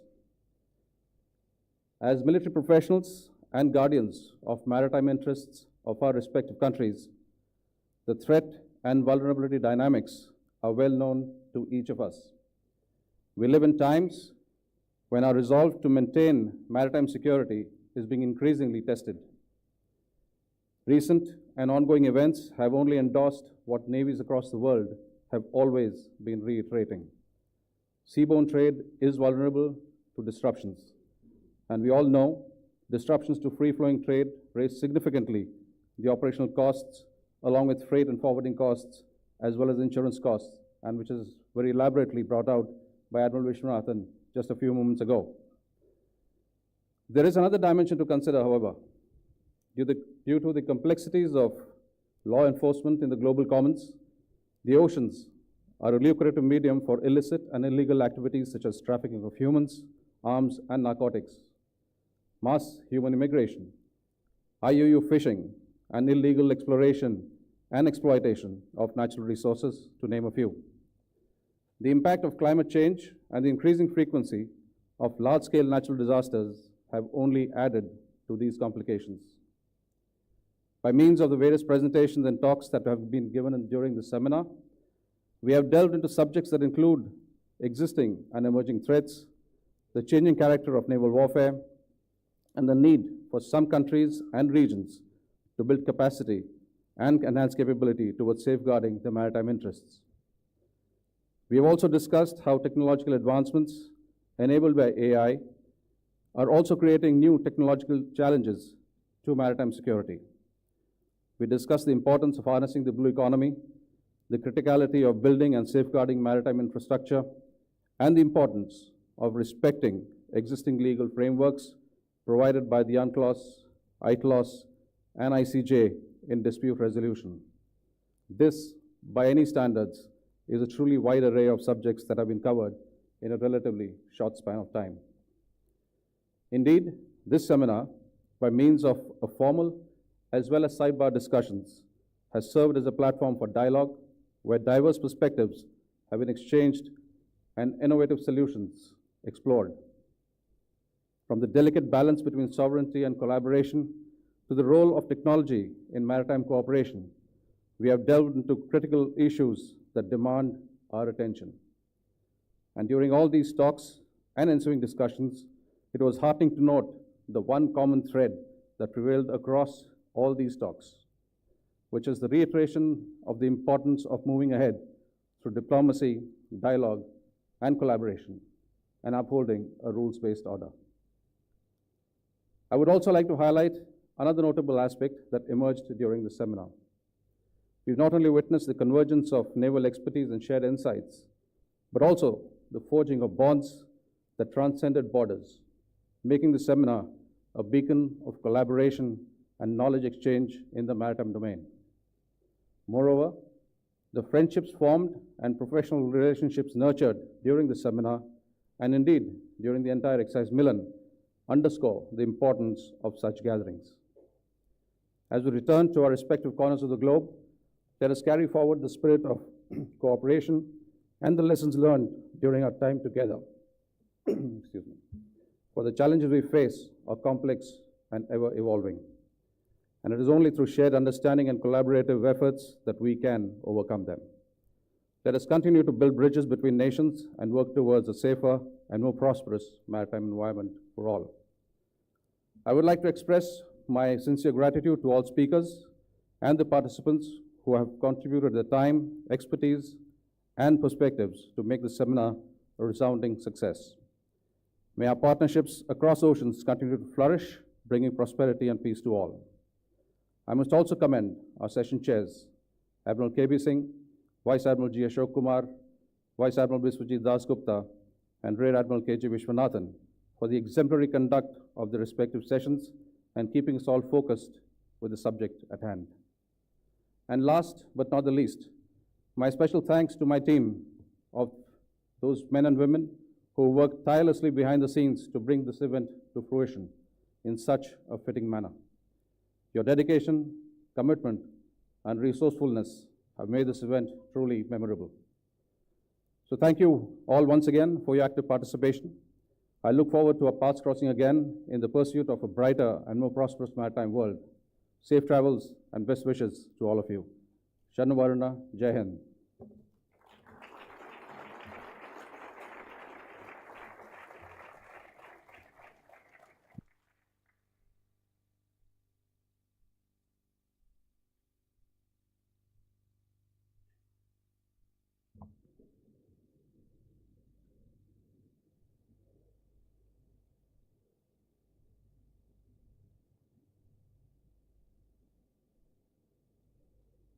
Thank you, sir.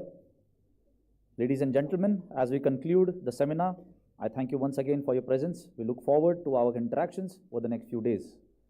May I also remind you that today also marks the final day of MILAN 24 Technical Exposition, MTEX 24, set up next to the MILAN Village outside. MTEX 24 showcases the groundbreaking achievements, capabilities, and prowess of the Indian defense industry, especially with that of the maritime systems, subsystems, and components of the naval ships, submarines, armament, weapons, communication devices, etc. We encourage all the participating nations to please consider paying a visit to the exhibition, which will be open till 1800 hours today. Thank you once again. You have been a great audience. Have a good day. Jai Hind.